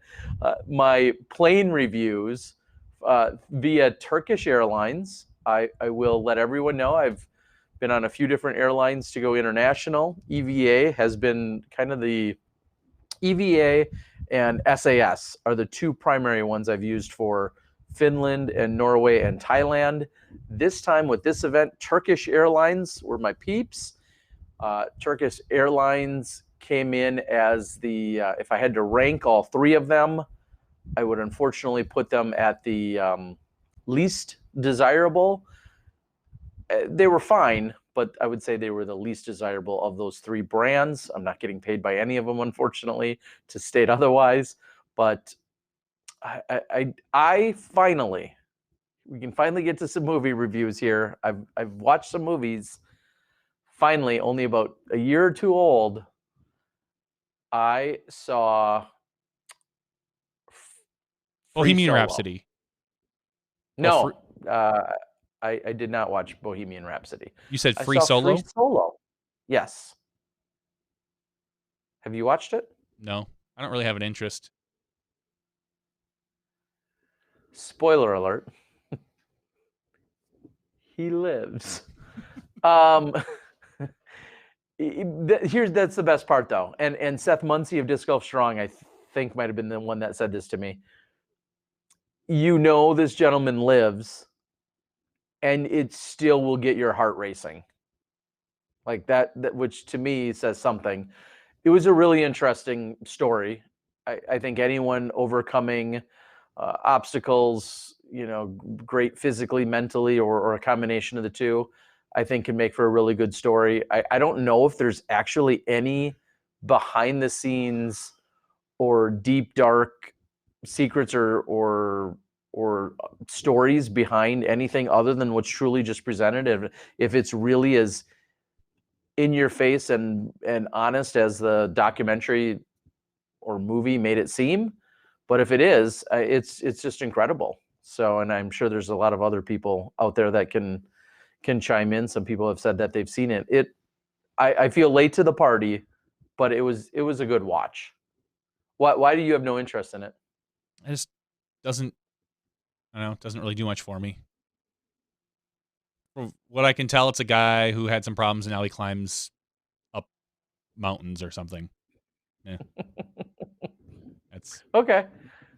And I'm sure it's a great movie / documentary, whatever. I'm sure it's great. There's nothing in it. I can't imagine. There's so much stuff out there that I can't imagine myself taking the time to sit and watch that. Huh. You're also scared of heights, though, too, aren't you? Kind of a little. No, I don't really have too many. I think a lot of people are scared of like open heights. Like I wouldn't want to be standing on the very edge of that cliff looking down. That doesn't do much for me. But I've got no problem with, going up ladders or tall buildings or anything like that, or airplanes. None of that does, none of that really. I don't love roller coasters, but I can do them. I'm not like deathly afraid of them or anything. It's more so the jostling around for roller coasters that just kind of makes me ill. Okay. Well, as some will say, I think it was a really good movie, documentary. An incredible feat that no one else has ever done. And to me, obviously that in itself is a story, but then also the fact that it's documented the way that it was, I think is pretty cool. So I did finally get a chance to watch that. I have to now scroll back and recall what else that I watched. If I were in a plane and my phone died, my laptop died, and I looked on the list of movies for a plane flight of the length you took, I guess then I would probably look at it like, oh, look, I could see watching this. But that would, assuming that there's not a few other things I'd want to watch first, which there probably would I would be. I would love for you to look at, as I'm trying to now, I'm scrolling down the actual list of movies that were on the flight. I would love for you to look through that list of movies and see what you would prioritize above or below Free Solo, because I'll tell you, I obviously there's whole genres of movies that I don't get interested in that I know you do, but there's a lot of stuff that I just could not bring myself to even think about watching on those flights.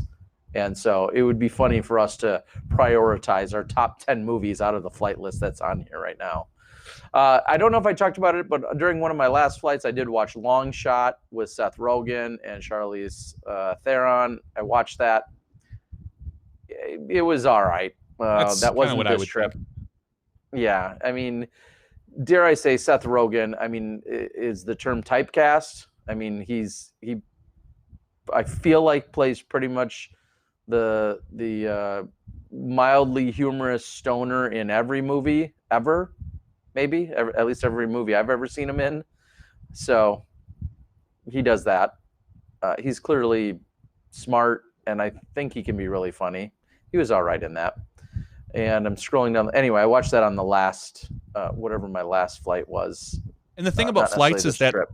I would bring my own like iPad and battery and probably download podcasts and TV shows and movies that I've been meaning to catch up on before I would hit any of that stuff, which is why. Correct. And there's something to be said about watching it maybe necessarily on your phone, which I did have a few movies downloaded from Netflix onto my phone, as opposed to being able to watch it and have the convenience just in front of you on a much larger screen.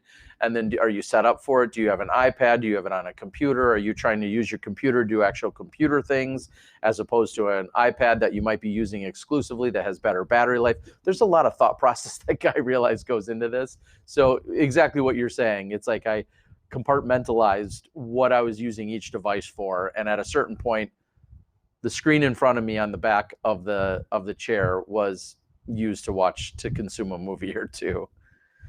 But I totally agree with what you're saying. I want to find at least one other one that I did watch. I've been watching Mr. Robot Scrolling. again that just started up this season, which is always been, it's been pretty good at times, and it's been really, really good at times. And the newest episode was very, very good. I'm catching up on Silicon Valley from last season, the end of last season into this season. And the normal shows that I sit and watch with my wife, whether they're, the superhero shows or what else are we watching? The Good Place, keeping up with that as well. That's still good. What season is that on right now? The Good Place, it's final season 4 or 5. This is the final season. I watched the first episode of Watchmen, and I just haven't had a chance to get to the other ones, which look really good. But I'm kind of waiting till I'm going to catch up with that one as well.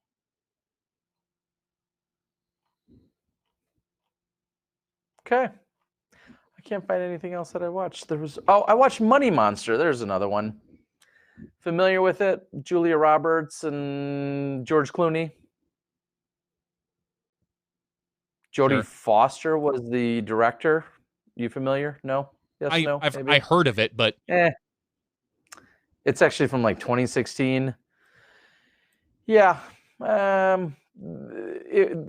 little bit of the storyline intrigued me. They talked about, it's based in a TV studio is the premise of it. And it's based there about a guy that wants to come in and threaten on live television. So as silly as it sounds, that's actually what pulled me into it more than anything. And you'd be interested to hear this, that Julia Roberts uses even a few words that you use when you're running the live broadcast. So it's just validation is all I was looking for. It is absolutely validation that we're a professional outfit over here at SmashBoxxTV. I thought you meant she uses some of the 4-letter words that I use when I'm running the show.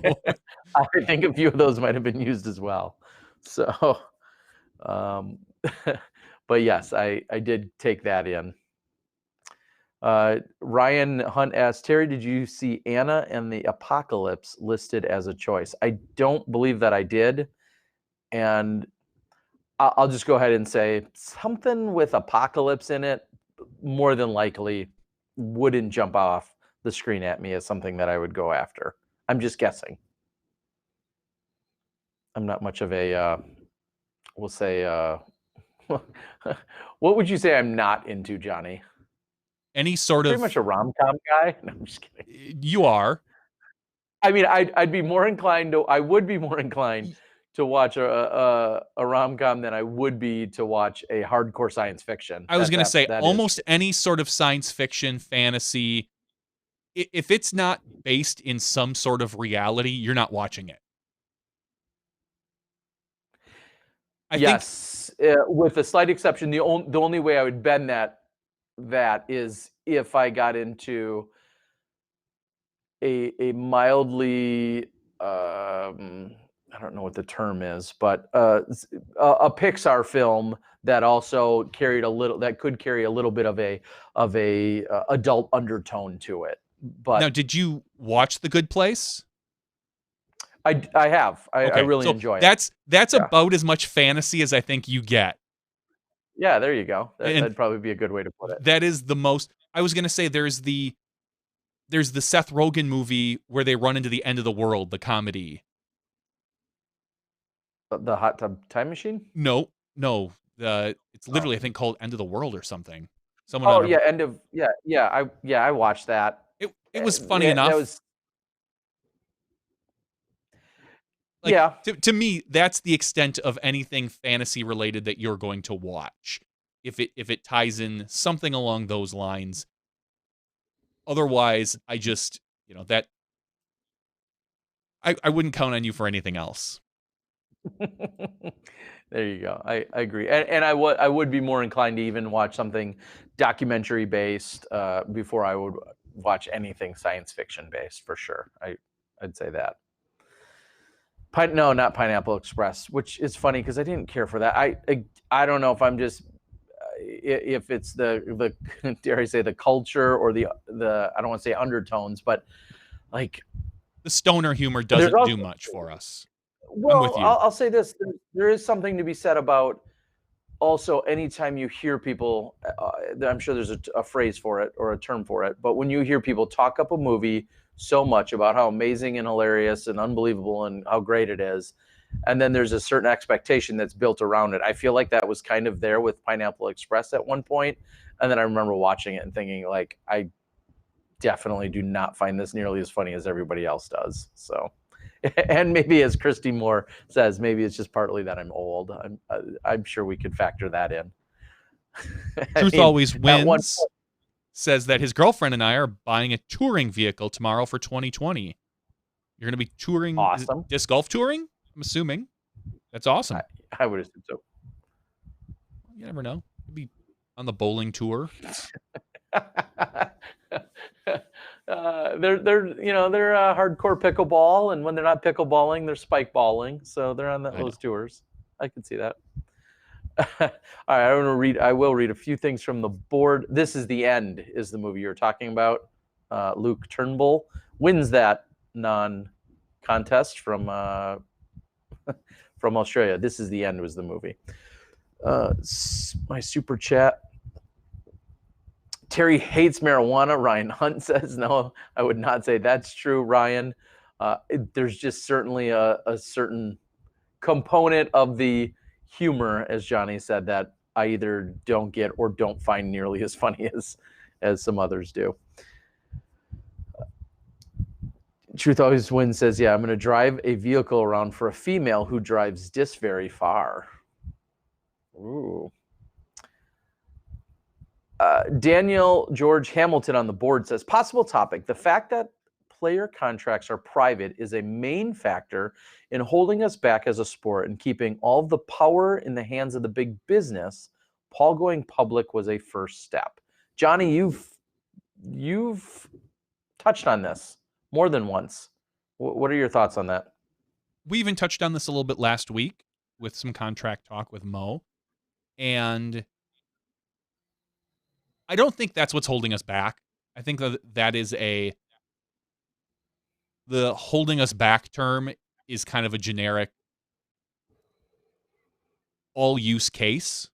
I will say we've heard a lot of what's holding us back, whether it's investment in media, whether it's our stoner culture history, whether it's, contracts, whether it's the unprofessional of our players, whether it's the lack of details in our events at times. Like there seems to be something that's always quote unquote holding us back when I don't believe there's any single case. This particular avenue, I do want to see more public. It's funny because it's selfish. Mm-hmm. But it also, I think it can also add some legitimacy. I think it can go both ways. Sure. It definitely helps the players, but most of the players I feel know what each other are getting. So it's a secret to the public, I don't feel like it's a secret behind the scenes. Most of those guys have a general idea of what each other are making or getting. They're all, and I'm going to, whenever I say all, you have to throw out 2 or 3 outliers. But they're all in a pretty standard tier of like one of 2 or 3 tiers on each team. And those tiers are pretty equal, with the exception of probably a few key little things that maybe one player gets a bonus for this and doesn't for that, or has negotiated their contract this way as opposed to that way. But if you're on Innova's champion team, you can expect, or star team, whichever one's their, I think their star team's their high team right now. You can expect a specific allotment of discs. You can expect a specific amount of money for travel. You can expect them to pay for X tournaments. And that goes for everybody. And then you can probably expect a Tour Series disc. Now, you might also see something like like a Greg Barsby who won Worlds. He's going to get his own Signature Series disc.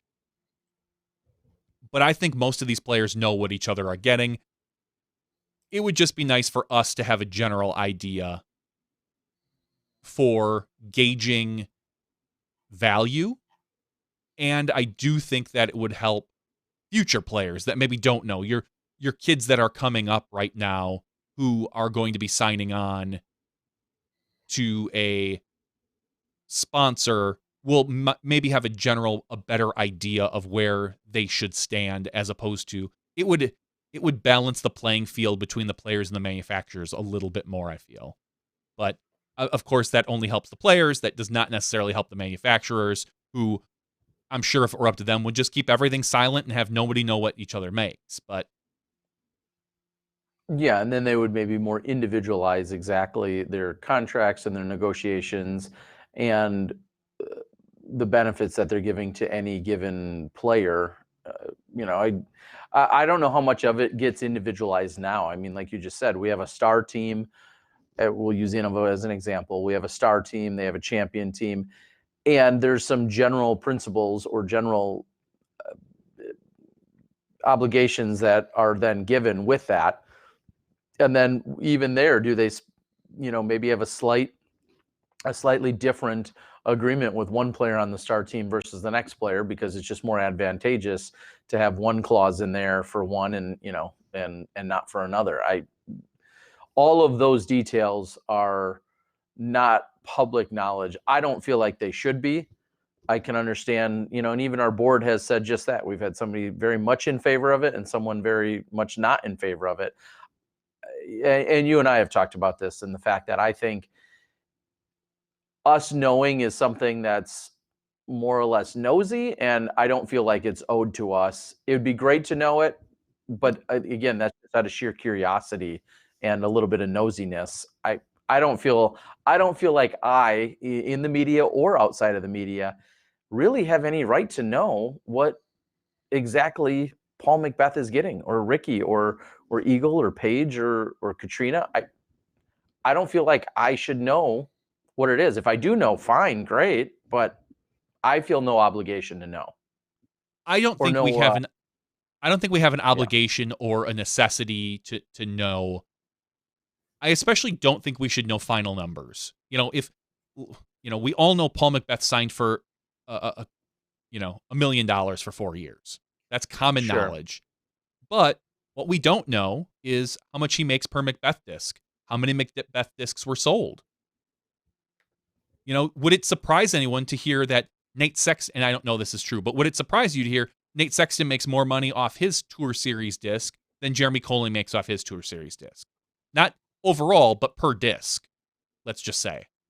If Innova, if those $20 or $25 discs, if Nate was making $8 per disc and Colling was only making $6 per disc, does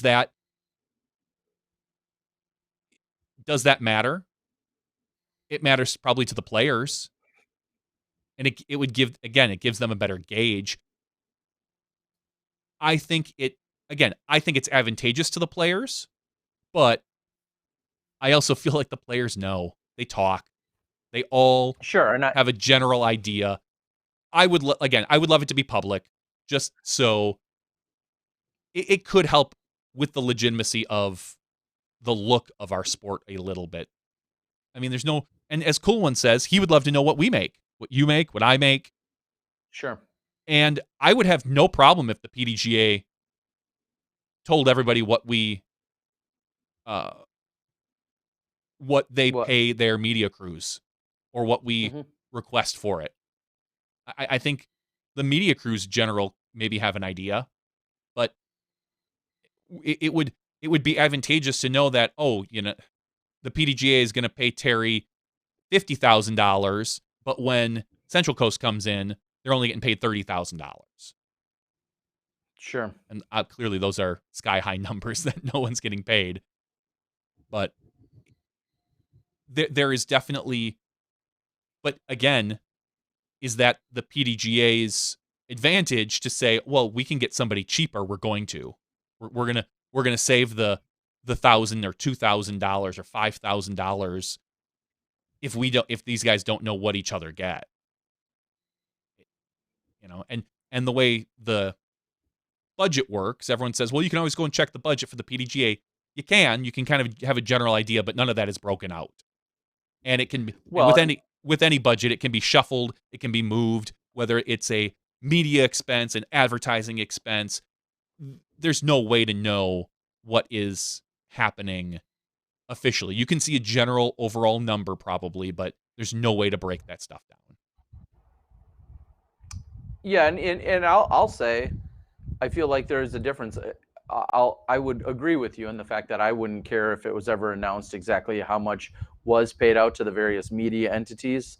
However, I even feel that's still different, though. That's still a different category from a player sponsorship. A player sponsorship is just that. It's sponsorship. That's not a I don't want to say a contracted agreement because it is a contract, but it's a sponsorship as opposed to an employment or a I can't think of all my ultimately right it's a contract. It's a contract. It's a contract, yes, but I feel like if the companies were public, versus, if the companies were public, that information would probably be public if they were traded publicly. But they're not. They're all privately held companies, so nobody needs to know. Just like you'll never know how much Innova makes a year versus how much Dynamic Discs makes a year because they don't need to share those numbers. And it is. I'll tell you what, and none of those manufacturers are going to share that. Because everybody has a general idea. They think that Innova makes the most money, Discraft makes the second most, and then down the thing. But we don't know that to be true. Discraft could be making way more money because of their ultimate business, and than Innova, or Innova could be making way more money than anyone thinks, or Dynamic Disc could be the top dog and nobody knows. Like those are numbers that nobody is willing to share because nobody wants to put themselves in second place. And it's just the way it works. And someone asking or talking about it on the board, the PDGA does have a breakout. You can go out and check out monthly, annual statements. There's audits that get done, all of those types of things. Feel free to go check all of those out. We're in no way suggesting anything but that. I just want that to be very clear. And of course, they have an annual budget that they set, and then like anywhere else, that can get adjusted and whatnot. But those are all done. They are marked because of the filing 501. Might be it's not a 501c3, the PDGA. I think it's a 501c6 or C9 or something like that, whatever, a slightly different classification, but it is a nonprofit organization. So legally, and one that's quite sizable. So legally, there are a lot of things that need to happen that need to get filed. And then, like I said, audited as well. So that's all available and out there if anyone wants to ever look at that. I think one of my favorite things to Google is, where does my PDGA money go, or where do my PDGA fees go? They literally have a page that says, here's where your PDGA fees go. And I love always just having that one on copy and paste and ready to go for the people that love to bark about where it is and what's happening with that money that's given up every year. Quick shout out, Disc Golf Comedy says he'll be the first to go on record that the PDGA has paid him $0. And then he turns around and gives us $5 in a super chat. So thank you, Disc Golf Comedy. We appreciate it. 501C130 is what he's saying. I don't know if he's being funny or not, but he just posted that. That could be right. Sounds right. 501C130. Okay. Johnny, I'm trying to think if there was anything else that that needs to be touched on or recapped right now. I don't think so. Or brought up or mentioned. I think what I do want to do, though, is probably never, ever have you wear that microphone again. Why? Is it rubbing? Is it doing something? Yeah, the entire show you can't hear it. Yeah, like a low rumble. Well, I mean, I asked you earlier if so the air conditioner is actually going for as warm as it is in this hotel. It's really not in. Yeah, so the air conditioner is running right now. I mean, it sounds like rubbing, but I suppose it could be air flowing over the. But it doesn't sound like an air conditioner. It literally sounds like someone's rubbing the mic. Even right now, when I'm just sitting here. Nope. At this exact moment, it's fine. But there it is, just a little bit. Yeah, I'm guessing that is absolutely the air conditioner, which it's I funny asked you at the you couldn't, top of the show and said, "Can you hear it?" And you couldn't. So. And you don't hear it all the time. It's just like a low rumble once in a while. Well, it's because probably when the air conditioner goes on or off. That's how that works. Everyone says it's Terry moving his shirt. I don't know if that's the case or not. That's possible. I mean, that's certainly possible. Although I've done very little moving, I feel like tonight. This is a really fun game. Truth always wins. Also, super chats $5 saying Disc Golf Comedy. Give me $5 through super chat, please. Yeah, we're gonna run a great Ponzi scheme. If you guys just all send in $5, all right. And then I'm going to email 5 of my friends who are all going to send you a Disc Golf Comedy sticker. We'll make this work, I promise. I don't have anything else to prolong it, so it sounds like a great time to call it. You don't seem to have anything else, and here we are. We're going to wrap up on our special Thursday night edition. So Tuesday night, next week, we will be back. We'll likely try to bring in at least the next gen champion or champions, possibly. Disc Golf Comedy submits another $5 via super chat and says, "Smashbox, please transfer this to Truth Always Wins." We're all over that. Yes, just keep bringing them in, and we will just be forwarding those super chats right on to the next person. No problem. We'd love to do that. But yeah, next week we will likely be back with our champion from the next gen finale. Oh, air conditioner just shut off. So check it out this weekend. Jomez Pro will have stuff. Ace Run Productions will have stuff. The Disc Golf Guy channel will have stuff. And there'll probably be some stuff posted to the next gen Facebook page one way or another. So we'll have all of that, and keep your eyes on pdga.com. Live scoring will be featured and offered there, so you can follow along throughout the entire weekend there. Well, next week we'll do a giveaway. We'll have an extra giveaway to make up for tonight. I don't know if you did one last week, but we'll just give away a ton of stuff one way or another. We'll just keep giving it all away like we're Oprah, and then we'll make sure to get it all mailed out to you guys. So we are going to call it. For Johnny V and myself, Terry Miller, the Disc Golf, coming to you from Austin, Texas, where we're having the next gen finale this weekend. Thank you guys for joining us. Thanks for being patient. Thanks for supporting us. If you support us via Patreon, as always, we love you more than the rest that don't. So thank you for being here, and we look forward to seeing you on our regular night and time next Tuesday night, 9 p.m. Central. Until then, we'll see you next time when you step inside the Smashbox.